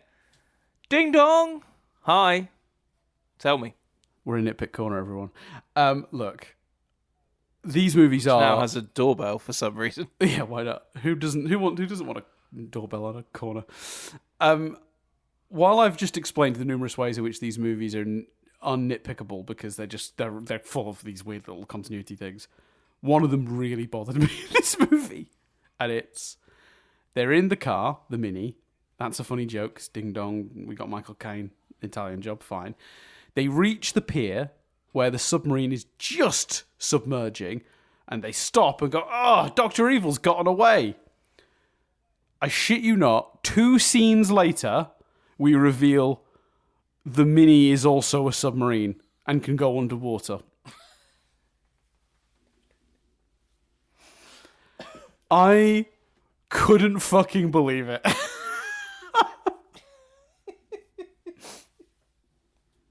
I was so angry. Yeah, it's there's no arguing against that one.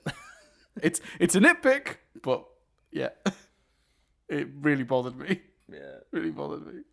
No, I think that's fair. I think that's very valid, very fair, Dan. Okay, let's hit the big one, because this is the last major thing I want to talk about before we just details, triv, just whatever. Like, let's talk about inappropriate stuff. I'm gonna have to do some full disclosure here. I ended up editing about 8 minutes, maybe a little more, out of the previous episode of this podcast. And for listeners going, that's unusual, Dan. Yeah. When you hear the shit we choose to leave in, you'd be forgiven for thinking you basically never edit stuff out, and that is mostly true. 1, out of laziness, but 2, out of just like a weird obsession with like the sort of honesty of like, we're sitting down for 2 hours to talk about this thing. That's the conversation. There it is. But also, it's easier on me that I don't have to make any edits. But last week, when talking about the inclusion of the Mini-Me character, I, unable to figure out how I felt about it, talked myself in a circle for about 10 minutes. Now, there's still 2-3 minutes of that in the final release of the podcast, but I took about 7-8 minutes of me being unsure of how I felt out. The reason is because the stupid fucking answer is, think about it. Fucking do some research. Listen to people who are in that situation and go by their accounts. And I've done some reading, and I'm going to come to the conclusion that it's pretty shitty, the use of Mini-Me in this. I think I'm going to very cleanly listen to the people from that community who feel that it's this weird thing where he's sort of he's a dwarf, and he's sort of treated like a pet sometimes, or a baby in others, and it is probably an unfortunate. It is an unfortunate thing where they have chosen to make a weird character and the first thing they've thought of to make this weird character and make them amusing is, oh, wouldn't it be funny if he was also, short in stature? And I do think it's inappropriate. And while it sort of gets that certain percentage of a pass from when it's from, I don't think we should be going through these reviews without acknowledging that that's probably reasonably harmful, and probably created a lot of stereotypes. So not even stereotypes, but like just added to this weird thing of like people with conditions that have dwarfism as one of the symptoms being,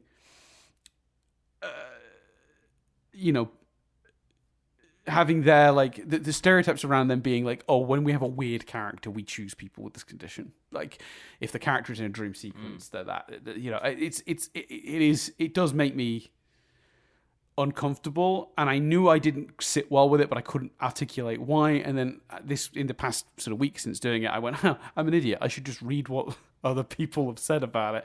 And I just did and I'm not suggesting I did tons of research and read thousands of things and watched a bunch of interviews and anything like that. But I did just, did a little light Googling, read some Reddit posts, stumbled across a couple things of just people talking about it. And I think that's, I think I didn't come down hard enough on what I think is a pretty unfortunate stereotype. So I'm going to come out on the... It's not great, and it probably, if we were to do a modern Austin Powers movie, one, out of respect for Vern Troyer anyway, but two, I don't think out of just general modern decency, I don't think we should be doing characters like Fat Bastard or like Mini-Me. With that said, Vern Troyer is a delight in this movie, and they do a lot of funny stuff with Mini-Me, and as Chris pointed out Vern earlier, Troyer's fantastic. The idea of Mini-Me, as in mini, Dr. Evil becoming a mini Austin Powers, delightful, very funny and brilliantly acted by Vern Troyer. But I'm landing on the, they've made him a weird little gremlin character, and I just don't think that's. That doesn't sit right with me. It doesn't. They've written that on purpose and chose to cast that way. So yeah, not happy with it. And while we're on the note of things that didn't age brilliantly, I'm also not a big fan of Fuck Me and Fuck You. I don't know if there's actually much more to say on that one than what I said earlier, which is just, racism alive and well, I guess. Also, casting two completely different women, 5 years different in age, not related in any way, shape or form, putting them in the same makeup and outfit and wig, and hoping that nobody will notice that they're not. I didn't realise there was 5 years difference in age. That's mad. I guess they were just hoping, people. I guess they were just hoping people wouldn't realize they look different. But if you pause it at all, you'll see. I mean, to be fair, to the movie's credit, they do a very good job of keeping those two characters moving. Like they're turning around from each other, like when they're saying things and back and forth. So they try to not have both faces on screen for too long, so at the same time, so you don't. Just obviously, answer one is don't do the joke. But answer two, if you're gonna do the joke, is surely cast twins. Yeah. Yeah. Wow. Yeah. Okay. So well, I think we've done it, Dan. You got any other notes, or shall I do the thing? Let me just quickly check. Oh, there's a green screen. There's a use of green screen when they're escaping the prison and they're on the bike. It's one of the worst uses of green screen ever in the history of cinema, and I can't believe it passed anyone's. I mean, my only thought is they ran out of money, or Mike Myers just went, "It looks like shit, but that's kind of funny." That's, which I think, to be honest with you, I think that's valid for these movies. Yeah, which is if that's his thinking, that's his thinking. But I wasn't so sure about that. I also have a note. Why did Dr. Evil attend a British spy school? I wrote that note. Not explained.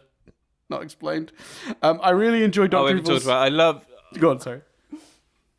I did enjoy and find very funny the fact that all the characters were in that flashback, including Basil and Number Two, and the origins of, oh, hi, I'm Number Two. I did think that was very funny. Yeah. The flashback's great, and I will say a lot of very good casting in that flashback too. Nadia and I were trying to figure out, did they dub in just Mike Myers doing those voices over those children. I say children. Those those young men that are playing the child versions, or did they just get actors that can do really good impressions? I couldn't figure it out. I don't know, because I would suspect impressions, but the thing I was trying to work out was, did they use the same actor for young Dr. Evil and young Austin Powers? Because obviously they're both Mike Myers. I never got as far. So as yeah, I that didn't up. look. No, I'll look it up now. So yeah, the flashback scene is fine and works well enough. With my questions aside of like, why is Dr. Evil at a spy school in England? Like, he didn't want to be a spy. Like, he just wants to be a spy, apparently. Oh, you know what? Sorry, I've just realised, Chris. I rambled about the use of mini-me, and I never gave you a chance to talk on that subject at all. I'm really sorry. I just moved us on. Did you have anything you wanted to add on that? I'm sorry, I feel bad. Or have I just thrown you under the bus by offering you a chance to talk about it? Yeah, I thought that was deliberate. I thought you went, you know what? I didn't tell Chris I'd cut it. I didn't tell Chris I was doing the reading. He's obviously not. He wasn't aware of that. He hasn't done his own reading. I'll just move on without throwing to him. No, I think that was part of it. But then I just felt rude for not giving you a chance to comment in case you had something you wanted to say. Like I think I've fucked myself over there. That's fine. I think that's very fair. No, I think your initial point stands. I think it makes sense that it was cut, because it was a bit meandery, because we didn't know how we felt about it. So going away and doing some research to find out how you felt about Honestly, it was the right thing. I made no valid points. It was like 8 minutes of me going, but maybe, but no, I just don't know. What was the intention here? It was honestly, I listened to it back. It was fucking excruciating. It was. I saved you all a lot of trouble cutting that out. Believe me. Yeah. The answer to the question is two different actors, according to IMDb. Brilliant. Another quick note, very quickly, just Fred Savage is in this movie, and he's brilliant in it. I don't love the mole joke, but Fred Savage is always worth, bang for your buck. I always enjoy a good Fred Savage role. And I love Dr. Evil's submarine. It's just such a fun design. Both the interior and the exterior, just really fun. Just a fun idea. I like it. And he wears a little nautical outfit. A little nautical version of his Dr. Evil outfit. It's got little like shoulder pad things and stuff. That's fun too. I'm easy to amuse. It's just simple things. Yeah. That's fair. I don't know. Oh no, I've made it weird now, so I've got to do it. It's that awkward position that we unfortunately are sometimes in now, where one of us will say something and the other one won't know whether to acknowledge something or not. But in case the audience are acknowledging it, should maybe it's so awkward. Cut this. Fred Savage has had accusations of intimidating behaviour and other stuff thrown at him for behaviours on sets. I don't know whether that should be acknowledged or not, or whether that should be acknowledged in our usual, the way you handled the Kevin Spacey situation. Obviously, you weren't aware of that, or you probably would have acknowledged it when complimenting the performance. So, yeah, I don't know. Yeah. Weird. Cut this. Anyway. Yeah, I hate that's such an obviously. Whenever someone's got a subtitle on their Wikipedia page that's like, controversies or misconduct allegations, as it's written here. Yeah, not great. Oh, has he got a subtitle? Yeah, misconduct allegations. Because that for some movie, that was for some. I can't remember what movie we went down a hole of. Do they have a subtitle on their Wikipedia? It was Elf. But that it was Elf. That did sort of become the bar of, if they've got a subtitle, we should probably give a caveat. So, okay, maybe I did the right thing then, if they've got a subtitle. Okay. Yeah, I don't know. Look, I don't know anything about it. I haven't done any reading on it, but yeah, not great if it's true. I need to read more about it. Do the reading, Dan, and do the reading and decide whether we cut this. That's the rule now. No. I want to make it very clear that will not become a pattern for two reasons. One, I can't be asked. But two, I will say, part of the cutting was also the lack of a point. Like, if I had rambled for 8 minutes and made some sort of point, whether I then changed my mind on it later, I would leave it in as it exists. Yeah. The problem with that 8 minutes and the reason it was cut was simply that it was a 10-minute piece where 8 minutes of it I was just going, I don't know, but in different ways. The cutting was more just to save the audience that trouble and to give them the 2-minute version of me saying I don't know instead of the 10-minute version of me saying I don't know. But also, yeah, I gave myself the opportunity to do some reading and actually formulate an opinion separate to that, which is why I brought it up this week. Anyway, look, let's move us on. I don't know much about the Fred Savage claims.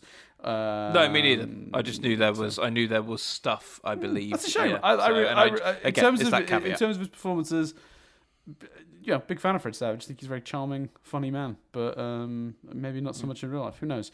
We'll do the. Well, I tell you what, I'm going to say the thing I usually say, which is great guy, unless we find out differently, and then in which case we never liked him. Yeah, which applies to everyone in this movie. If there are people we weren't aware of, so and then we're going to pretend that we never liked them in the first place. Okay. Anything else I want to comment the movie on? I don't think so. No, I've covered all my notes. Do you want to get us into Triv, Chris?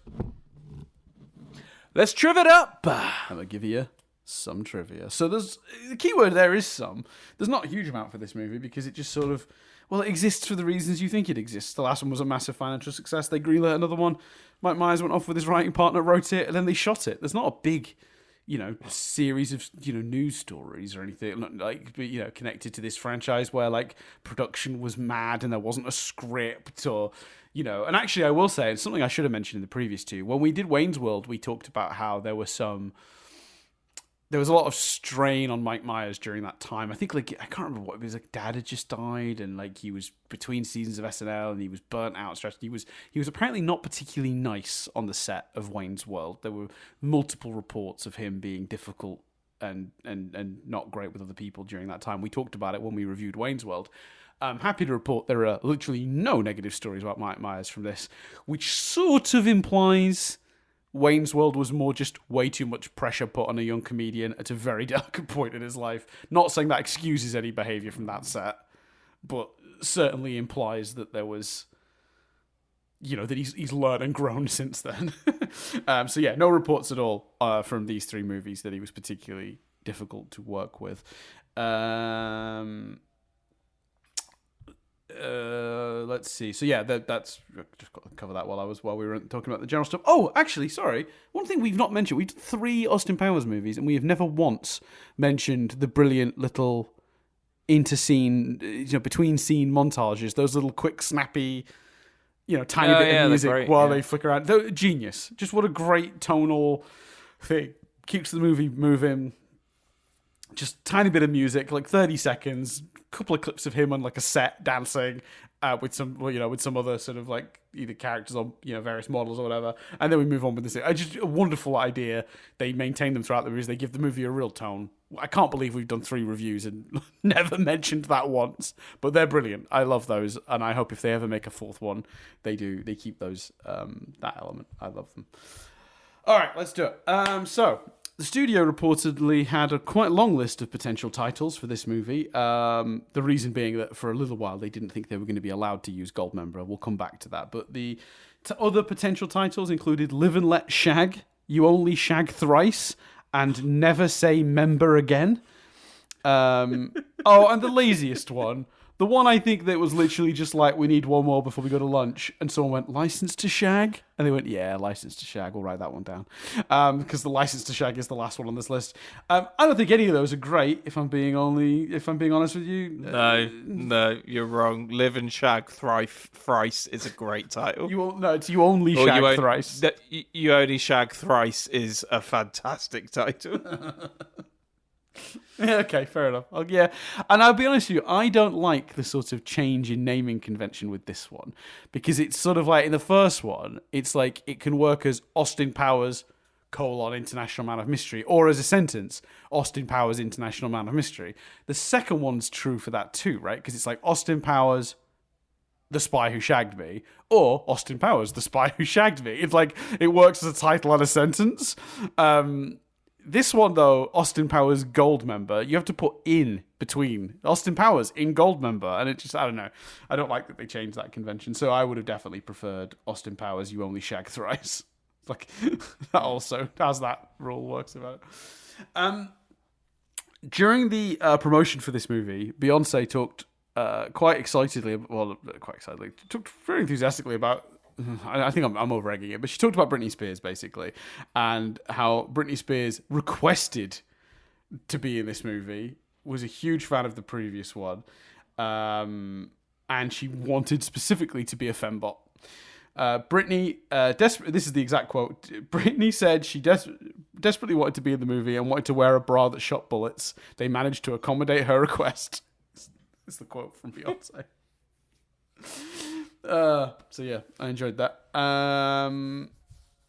Sean Connery was another option to play Nigel Powers, but that didn't work out for whatever reason. That would have been fun to have an old Bond play Nigel, but I mean, yeah, I think it worked out pretty well. I think no one's complaining at ending up with Michael Caine instead.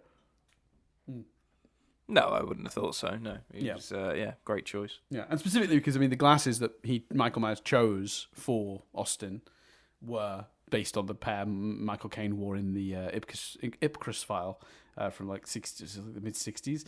So that's actually a funny thing. Caine he had those glasses. So the glasses Caine is wearing in this movie are the actual pair that he wore in that movie that inspired the Austin Powers glasses. So it all comes full circle there, which I quite enjoy. Nice. There's footage in this movie of a young Michael Caine, and they just took that footage from another movie. It's from a film called Hurry Sundown. they just spliced it in. It's great. I thought that was fucking brilliant. I thought that was hilarious. Yeah, it's really well done. I really enjoyed that. Yeah, me too. Me too. There was another contender for Foxy Cleopatra, and I'll be honest with you, it is good. Aisha Tyler, who I adore, and is just an amazing performer. She would have been real good. I'd have liked that. I mean, look, you're not replacing Beyonce really, but if you could, you ain't doing bad if you're getting Aisha Tyler in. That's all I'm saying. That would have been. No, that would have been great. Mm-hmm. Yeah, big fan. We've already covered that. We've got there's Austin Powers has a things to do before I die list.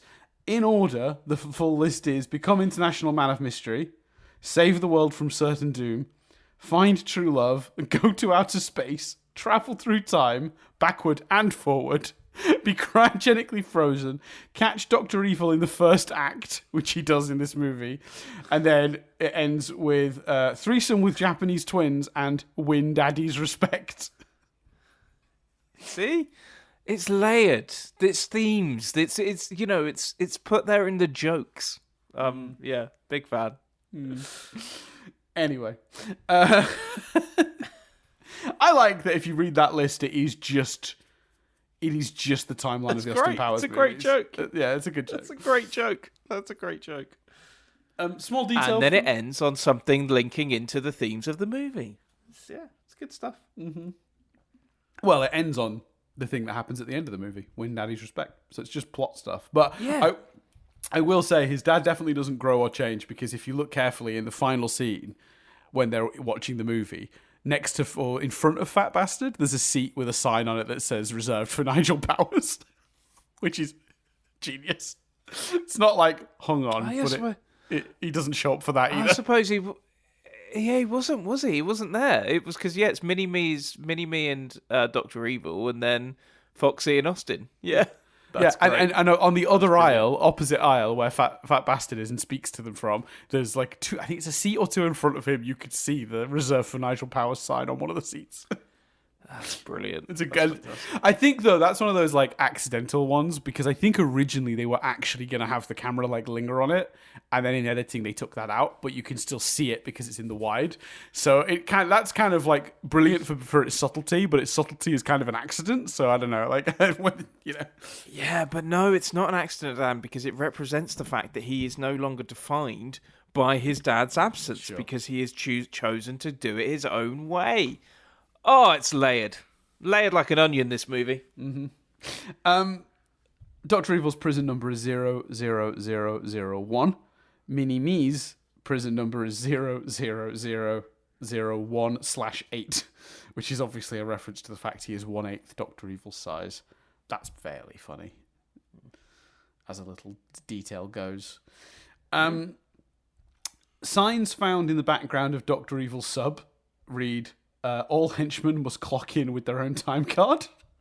42 days since last accident/liquidation, and hang in there. Just good detail. Apparently there's a sign that illustrates how henchmen should correctly lift an unconscious captive to prevent back pain. It reads, lift with your legs, not with your back. It's pretty good. Yeah, it's good stuff. Michael McDonald appeared in each movie of this trilogy as a different character. He was the guard killed by the steamroller in the first one. He was a radar technician in the second one, and he is the guard standing next to the Queen during Austin's knighting in this movie. It's also worth noting that Austin's buddy, who he'd done like touring with and stuff, is in all three as well. In this one, he's I think he's the doctor in the submarine scene. He's also the guy that gave Austin the Swedish penis enhancer in the first movie. So he's been in all three as well. I forget what he was in the second one, but he's in all three. George Harrison was a big fan of the Austin Powers movies, and he actually wrote a letter to Mike Myers, and for whatever reason, it didn't actually find its way to Mike Myers until the day Harrison died. So Myers received that letter the day that George Harrison died. Oh, wow. When he told the story, he said basically he just sort of cried when he received the letter, and it's now framed in his home. So that's nice. Now, there's a story, and I've tried to verify this, and I cannot, but I'll be honest with you, Chris, right? There's a big list of deleted scenes from this movie. Now, none of them seem too pertinent, but it is large. There is a story surrounding this movie that it's the first cut of it ran 3 hours long. Now, I don't know that's true. Unless we're talking about a really early assembly cut where we were leaving in all sorts of shit that was destined for the floor. If we're just talking about the absolute first, we threw all the clips that we have together, all of the takes, and we made our movie before we actually started sort of narrowing it down. Maybe it was broaching on 3 hours. I find it more likely, though, that, it was maybe 2 hours and they brought it down to an hour and a half. Like, once it was actually genuinely assembled to be an actual film. I find it hard to believe there was ever a legitimate 3 hour cut of this movie. But there are lots of things cut, including a scene with Will Ferrell's character from the first two movies. He did come back and film a scene for this movie, but it got removed. Also, Chris, this will surprise you, Felicity Shagwell was in this movie originally. Really? Oh, wow. In a very short scene. So what was scene. the context there, then? So, there was a party at Austin's pad, and I think it's the party where he meets Me and Fukyu. And Felicity's just there, dancing with a guy, happy and living her life, and the idea was they've moved on, and she's happy. And it got cut. Oh, that would have been great. It got cut for time. I'm with you. That's a shame. I agree. Yeah. I agree. Yeah. Heather Graham's talked about... Wait, so hold on. So the suggestion is it was filmed then? No, it was filmed, yeah. It was shot. Why would you cut that? Just a quick shot of Heather Graham dancing. Why does that need to be I'm not cut? sure if it had dialogue or if they were just worried it would muddle the movie. Like, bringing her in would make people think she was going to become a character in the movie, and then moving on from her would maybe they just thought it hurt the movie more than it helped the movie. But I still wish it would have been there, but that's just me. I suppose I can see that argument. Yeah. That's my feeling. Like, the audience might get excited that she'll be in the movie proper, and then she isn't. So I don't know, maybe. Especially because that scene presumably takes place before we introduce Foxy Cleopatra, so maybe it would give people the impression she's going to be the companion of the movie again, and then she exits and we don't see her again. I guess, I don't know. I'm not sure. It's as valid a reason as any. The Will Ferrell scene, where he brought back the character Mustafa. It was a scene in which he has to answer any question that's been asked 4 times, which I think in the previous movie it was 3. He's upgraded it to 4 now. So I guess that was the joke. Maybe that just wasn't very funny. I'm not sure. So, yeah, there was a ton of stuff cut from the movie. I looked through the list. There wasn't too much of note that I think people... But if you want to look it up, you can Google it. The list is on the IMDb page. All promotional material for this movie, including online trailers, bearing the title, had to be withdrawn in late January. Before this movie, in the year this movie came out. MGM, who controlled the James Bond license, sent a cease and desist through the Motion Picture Association of America, and it sort of launched a whole arbitration panel. Basically, they claimed New Line was attempting to trade on the James Bond franchise without authorization by calling the movie Austin Powers in Goldmember. Briefly, the movie was marketed as the third installment of Austin Powers. They settled the matter in April. So from January to April, they weren't really marketing the movie in the same way. Eventually, the agreement was reached. MGM agreed that New Line Cinema can use the original title of Austin Powers in Goldmember. The condition was that they would have approval of any future titles that parodied Bond titles. And New Line Cinema had to agree to show the trailer for the new Bond movie, Die Another Day, with this movie that year. Now, the joke's on MGM there, because obviously they never made a fourth. They never made a fourth Austin Powers movie. But I guess they got their trailer out there in front of this movie. Seems weird and petty. That's such a shitty attitude. Like, oh, this isn't right. We should have got permission. Oh yeah, no. Show the trailer. That'll make up for it. What the fuck? Like, yeah. It's not great. Cool. It's not my favorite, but whatever. I don't know. This is one company suing another company. I don't give a shit. But it was weird. It was unfortunate for this movie that for a period of time, there was that they couldn't market it properly. But while we're on that topic, Chris, it's time to talk box office. Now, the first movie had a $16 million budget and made $67 million. So quite a chunk of change. And even that movie then ended up having a big second life on home media, so video, VHS, DVD. The second movie, they almost doubled the budget. They brought it to $33 million, but it returned $313 million, which is a big amount of money. But we once again doubled the budget, because this movie was $63 million. Maybe not exactly double, but close to doubling the budget. $63 million. Do you want to have a guess what the return was? Do you think more, less than the last one, 313 million? What are you guessing, Chris? More. Equal to, I reckon. Yeah. Similar return. Yeah, I think it is a little lower, but you're not far off. So it was $313 million for the second one. This one had $296 million, which is not a huge drop at all. Yeah. The only downside is the budget doubled. So that does eat into your profits. I thought what was interesting about this was when I broke the numbers down, the loss seems to have been from international rather than the US market. The US return was about the same. In fact, it was a little more for the third one. So in the US, the second one earned $206 million. And the third one, this one, earned 213. So it actually earned a little more in the US, the third one, than the second. But the international market was down $24 million worth. So for two, it was $107 million internationally. But for three, it was just $83 million. Now, I've got to imagine some of that has got to be down to potentially reduced marketing due to that lawsuit, or whatever you want to call it, that cease and desist. But I don't know, maybe people were just in the position I was in at the time, which is just like, yeah, I'll see that when I see it.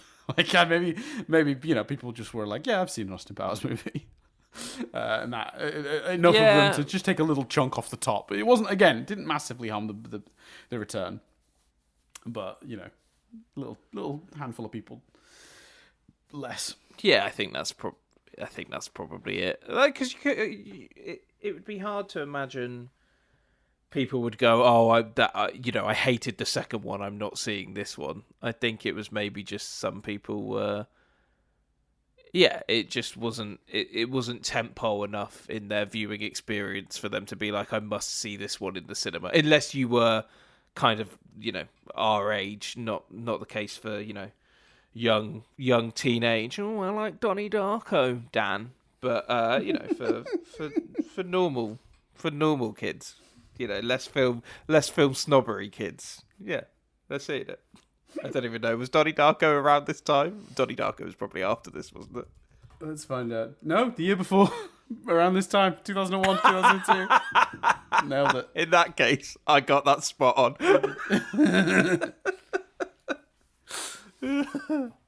That's fair. That's very fair. Interestingly, actually, last week we talked about how Austin Powers 2 had a trailer that said, if you only see one movie this year, it should be Star Wars: The Phantom Menace. But if you see 2 movies this year, see Austin Powers, The Spy Who Shagged Me. We talked about that joke. But actually, no, it was the first movie that did that, actually. Because Phantom Menace came out... No, second movie, 99, right? Yeah, second movie, 99. I can't remember. The funny thing is, that ended up being close to being true, because the top grossing 3 movies of that year were Phantom Menace, then The Sixth Sense, then Austin Powers 2. So... Nice. So yeah, they were. It was more if you're seeing 3 movies this year, that's what they should have done. Yeah, but it was pretty close. All right, cars exist. Austin in this one drives a 1967 Jaguar E-Type instead of the 61 model. I have no idea why that changed. Just did. It's not a massively different car, but it is a different car. Yeah, different car. It travels to 1975 in a customized 1976 Cadillac Eldorado, which is a fun car. The little cars that chase them from Mr. Roboto's warehouse are called Corbin Sparrows, which is fun. And obviously, Michael Caine's car is a Mini Cooper, which is a modern version of... Cooper Mini, which is a modern version of the car he drove in The Italian Job. And guns exist, of course they do. Two very quick ones. Foxy's handgun is a stainless steel, snub-nosed Smith & Wesson model from '66. Since we named each companion's gun, I felt like we'd finish the trilogy there with Foxy's.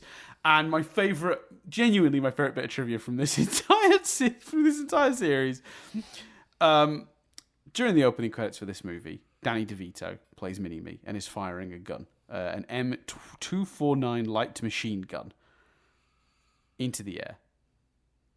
And I mean, I don't know how else to explain this, but that's gun's title in Europe, its name, it is often known as the FN MINIMI. So I just want to FN MINIMI. Effin' Mini-Me. Is that coincidence? That's deliberate, I assume, then, I surely. genuinely don't know, Chris. I don't know if they picked it because that was the title. I don't know if the gun got that name because it was used in this scene. I couldn't tell you, but I love it. I love it dearly. All right. Awesome. Well, I can't believe it, Chris, but the third Austin Powers movie review has become the longest of the 3. Well, there was a lot of wrapping up to do. We did play a game of guess the top 10 movies in 2002. So, Yeah, they topped it off with a similar game from 2007. Yeah. So yeah, that would have impacted it, Dan. It's fair. It's fair. That is absolutely fair. My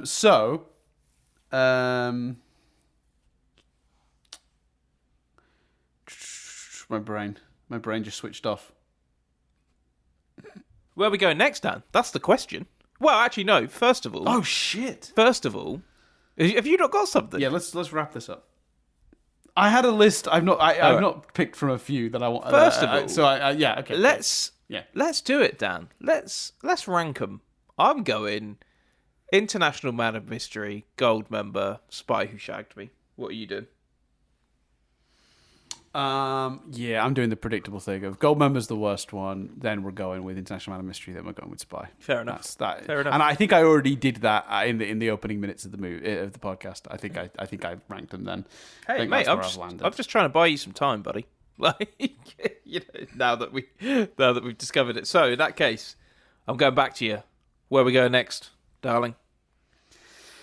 Well, so I don't know if we count this as cheating anymore. I think this is a movie I wanted to cover really early on for this. But at the time, it felt too recent. Mm-hmm. But it's now 9 years old. Nearly 10. By the time this review comes out, it will be 10 years old. So I thought, I'm thinking for the sort of 10-year anniversary of the movie, sort of. It won't be exact. I would like to cover it. It is an animated movie that I adored, and it's sort of, for me, it's like a modern family movie that I go, if that had come out when I was a kid, it would be a movie I talk about fondly through my adulthood. It is the ultimate, like, I'd be confident that it was going to hold up. I loved it then. I'm sure I'm going to love it again now. I've not seen it in a long time because I knew at some point I was going to pick it for this. I didn't know it would be this exact one. I had like 3 movies I was going to choose between for this, and I hadn't made the final decision. But in the moment, it struck me, and I'm doing it. We will be watching Kubo and the Two Strings, a movie from 2016, stop motion animated. One of my favorite movies of that entire decade. I pray to God I'm not wrong and it does hold up. I believe it will be your first viewing of this movie, Chris. Yeah. No, I haven't seen this movie. Yeah. Mm-hmm. Absolute classic for me. I am convinced there will be many nerdy film buff that sort of emerges on the internet in the next sort of 10 years that talk about this movie with a real reverence, even though I think we'll have to all acknowledge that culturally it didn't exactly move the needle. But I think it'll have a real cult following, and I think it'll be often spoken about that way. I hope I'm not wrong about it being good. But I adored it when I saw it initially. So I'm excited to revisit Kubo and the Two Strings. See, nice. Yeah, that's what we're going to watch when we come back. We should clarify that won't be for a little while. For listeners listening to this on, where are we? It's just the 20th of January, 2026. You're listening to this. We will not be back with Rewind Reviews for a couple of months. It will be, where are we? Mid-May. 19th of May. It's not even mid, really. That's sort of mid to late May. 19th of May is when we'll be back. If you're on our Patreon, it will be a week earlier than that, the 12th of May, that we'll be doing Kubo and the Two Strings.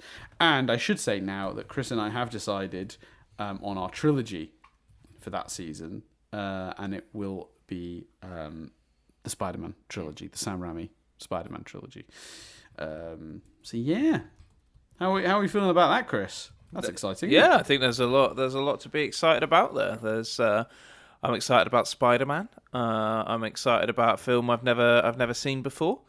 I'm excited about the break, even though we probably won't have a break, but there will be less. We've had to do a lot over a busy period for both of us. We've had to put in a lot of episodes in order to make sure we got these done in time and stuff like that. So I hope maybe some less tired reviews because I won't be up the night before watching the movie. Although realistically, probably going to be up the night before watching the movie. Yeah, but there we go. And excited to get back into. I feel like that. I feel like that'll be a self-fulfilling prophecy. I don't think there's any way around that one. And if you like movies, the next thing we record will be, which will definitely be out by the time this comes out, unless something happens. But we haven't technically recorded it yet, but should be out. A bunch of modern movies for Nothing But Static. So the first episode of this calendar year, 2026, if that's how you want to find it, will be Deep Cover, Heads of State, K-pop Demon Hunters, Wake Up Dead Man, a Knives Out mystery, and what's the other one? The Thursday Murder Club. Thursday Murder Club. Obviously, I have seen all but 2 of those. I still have 2 movies to watch to do reviews, so that's exciting for me. Yeah, so I'm in exactly the same position. I think a different 2. I still need to watch Wake Up Dead Man and K-pop Demon Hunters. You presumably need to watch Deep Cover and Heads of State. No, I've seen Heads of State now. I'm waiting to watch Thursday Murder Club with Nadia, so that's made that delayed. Although, ironically, we ended up watching Heads of State together. Fair. So yeah, I mean, you've got 2 great movies to do. I mean, like you've got some good shit. On your docket still. I think I've definitely. I've definitely done it. If we're leaving what is guaranteed to be higher quality to the end, I've definitely done. Not that was the goal, but I've definitely done that more than you've done it. But I will say I have lots of questions around Deep Cover. I was pleasant. Even Thursday Murder Club. I'll tell you this, Dan. I don't want to set mid expectations, which are therefore higher, maybe. But because this one really might be personal opinion, but I was pleasantly surprised by Deep Cover. There we go. Yeah. But yeah, if you want to hear our reviews on those movies, check out the Nothing But Static feed. As Chris pointed out, the first episode of the 2026 will be the review of that. We don't know exactly when it's going to go up because of scheduling and New Year's and chaos. I don't know when we're even going to record it. We haven't even set a date for that yet. But it'll be episode 339 of Nothing But Static. So yeah, it'll be a good time. It'll be a good time when we get to it. And then in the new year, we got a bunch of TV shows we need to review that have sort of aired while we were doing Christmas and movies and Breaking Bad retrospectives. So my God, yeah, we got Pluribus and Welcome to Derry. Welcome to Derry. Yeah. And I'm sure some other stuff too. I guess maybe we'll do a little bit on the Stranger Things finale. I don't know, man. Who cares? But we'll talk about that at some point too. Fun times ahead. Yeah, I think All right, we wouldn't normally do Stranger Things, for example, until the statics. But I think what we could do is it's always nice. Maybe we won't do it in the movie episode. No, maybe we will. I think it's always nice to do a little post. What did we end up watching over Christmas? And obviously, Stranger Things would be included in that. So you might get there might be a bit of Stranger Things in there. Mm-hmm. Yeah. Yep. All right. If you want to check us out in various places, you can do so. We're on YouTube, youtube.com/nothingbutstatic UK, where you can subscribe and like a bunch of the stuff we put out. Obviously, it will be pretty barren on there for the next few weeks. The same goes for our Patreon, patreon.com/nothingbutstatic. If you currently are subscribed because you enjoy getting episodes of Rewind Reviews 1 week early, I would encourage you to pause or cancel, whatever you want to do in the meantime. No one should be paying for something they're not using. If you are happy to keep paying for it and support us in the meantime, we would obviously appreciate that. But you shouldn't feel obligated. And I'm going to use this opportunity to remind you that there's going to be a bit of a gap. Back in the day, we would have switched over at this point to analysing Avatar in the gap between the two. But we are taking the gaps at the moment because we both had big changes in our lives this year, and it's actually made it harder for us to keep up with our podcast schedule. So having those weeks off is currently working in our favour.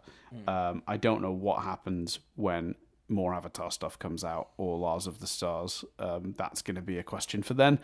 But in the meantime, yeah, I would encourage people who aren't getting anything out of the Patreon and don't want to keep supporting us while we're not putting stuff out on there. That's fine.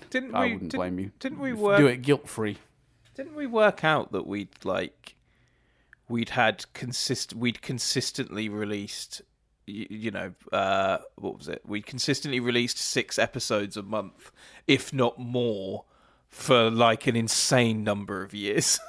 And obviously there were gaps here and there, but we worked out like we were very consistent with our output despite big life stuff. And yeah, it's just all Usually the big life stuff will happen to one of us and not the other, and therefore it sort of balances. But this year it's sort of been both of us. I think we gave ourselves a break when we realised that we'd just how long we'd been pumping out a minimum of 6 podcasts.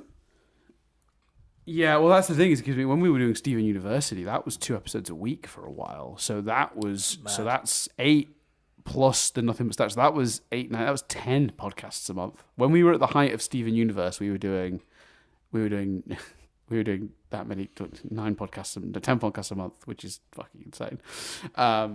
But yeah, then when we switched to Fringe Observers and then replaced that with Analysing, Avatar and Rewind Reviews on that sort of rotating schedule, from that point on for those years, we were doing a pretty consistent. Did Fringe Observers not 6. come before Stevie? I thought Fringe Observers was the first additional podcast. Yeah, no, so Fringe Observers, yeah, you're right. Sorry, Fringe Observers is when we started the whole. Well, that was weekly with Nothing But Static coming out every 2 weeks. So that was when we first joined the 6 podcasts a month rather than 2 camp. And then after that finished, we jumped into Steven Universe, which just made everything sort of explode in terms of we were just very busy. We did a lot. We were doing 2 podcasts a week of Steven Universe plus Nothing But Static every 2 weeks. So that was 10 a month. And then when that finished, we went back to the Fringe Observers model of 6 a month. And that's not even including when we were doing extras like Honey, We Shrunk the Podcast, or over analysing the Garden Wall, or when I was doing those Infinity Train solo reviews, or the Doctor Who stuff we've done over the years.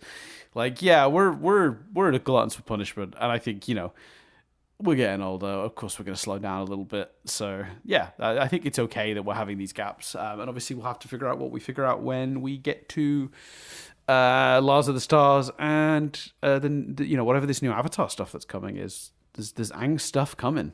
And, there's 7... Oh, God, yeah, there's 7 Havens as well. There's new Aang movie / series or whatever that's become, plus a sequel series that follows Korra, which we'll have to cover, but I just don't know how and when. We'll figure that out at the time. Maybe Rewind Reviews goes on a break while we do that stuff. I don't know. I've just looked it up, so because I was like, I'm sure there was a point as well, and it looks like there was. So according to YouTube, Steven University started in 2017 because it says it was 8 years ago, and according to Lip Sync, in 2017, we were still doing Fringe. So that would suggest there was a point where we were doing Fringe Observers and Steven University and Nothing But Static. What's wrong with us? How do we? I don't know. Some people say they look back at when they were in university and the shit they got up to, and they just think, how did I manage that? Doing all-nighters and then going out, drinking all night, being at lectures in the day. I don't know how my body put up with that. I wasn't that. My uni life wasn't that exciting. I look back at those days of our podcast and go, how did I do all that while having a fucking full-time job? Yeah, especially because, mate, Fringe Observers went into... The last episode of Fringe Observers went up on February the 14th, 2018. So it honestly wouldn't shock me if potentially there was even a period of two a week Steven Universities, unless Fringe Observers finishing is the thing that led to 2 a week Steven Universities. But it wouldn't shock me if we were juggling both at one point. Madness. Ridiculous. Yeah, imagine that. 1 weekly Fringe Observers, 2 weekly Steven Universities. So that's, how many podcasts is that? So that's 8, 9, 10, 11, 12. Plus Nothing But Static twice a week. Mate, I've just clicked on 2 random episodes, episode 30 and 31 of Steven University. Episode 30 came out on the 22nd of August, 2017. Episode 31 came out on the 25th of August, 2017. That's the same week.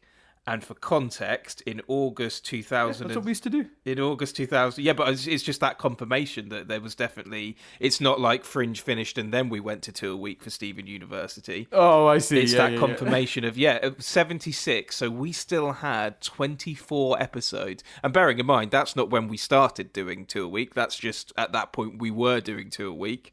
Which means, yeah, there was a period in 2017, 2018 when we were doing 4 times 2, 8. You might have just done this maths, but I was looking up 12. We were doing 16 podcasts a month.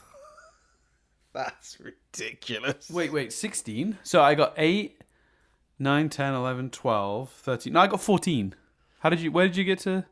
2 Stephen Universities a week would be 8, plus 4 Fringe Observers would be 12, plus 4 Nothing But Plus 2 Statics would be 16. Oh, there's only 2 MBSs. Why You're have right. you Sorry. Yeah. Sorry, you're right. Yeah. Yeah. 14 though is a lot. That's crazy. We were insane. That's ridiculous. That's too many podcasts a month. Why have we extended Anyway. this even longer? I forgot we're still on air. Right, Austin Powers is good. We'll see you later. Yeah, fuck me. We just wasted like 10, 15 minutes of our listeners' lives. Look, if you want to continue to support us on Patreon, please do. What happens in the future with the scheduling, I have no idea. But maybe it's possible Rewind Reviews takes a longer hiatus when Avatar and the reality Lars is of the Stars we kick don't. in. Yeah, look, we don't know. Look, the nightmare for us is Lars of the Stars and Avatar coming out at the same time. We don't know that's going to happen. When we've got release dates for these things, we'll work it out. Like, it's fine. We'll just work it out when we know. We don't. And there's also there's the possibility that we do the thing where we just wait and record them when we have the time, and then release them like when we've had time to process it. Like, they don't have to be like reviews coming out the week that it's airing. You know, we can also do the thing where we let the whole series air, and then a few months later when we released our Avatar reviews, Avatar was quite a few years old. So, when we were reviewing the early episodes of Steven Universe, they were fairly, they weren't prompt. Neither was Fringe. The only time we really were reviewing something actively that was airing in that format was when we caught up on Steven Universe. So, it's fine. We'll make it work either way. Yeah, we'll make it work, eventually. and we'll work it out when we have all the information. There's 2 vital bits of information we don't have at this point, so it's fine. Yeah, release dates for those things. Cool. All right, listen, everyone, we love you. Keep supporting us in any way you can. Of course, the other ways you can support us, tell a friend or keep listening yourself. That's all good and handy, and helps support the show. Obviously, if you like us on whatever platform you listen to it on, that's more likely to make it share it with others. But otherwise, thank you all very much. If you've got thoughts, email them to us at mail@nothingbutstatic.co.uk. And we'll see you in a couple months' time. I'm excited. We're going to do Kubo and the 2 strings. Take it home, Chris. My name's Chris Billingham. My name's Dan Doolan. And this review has been rewound.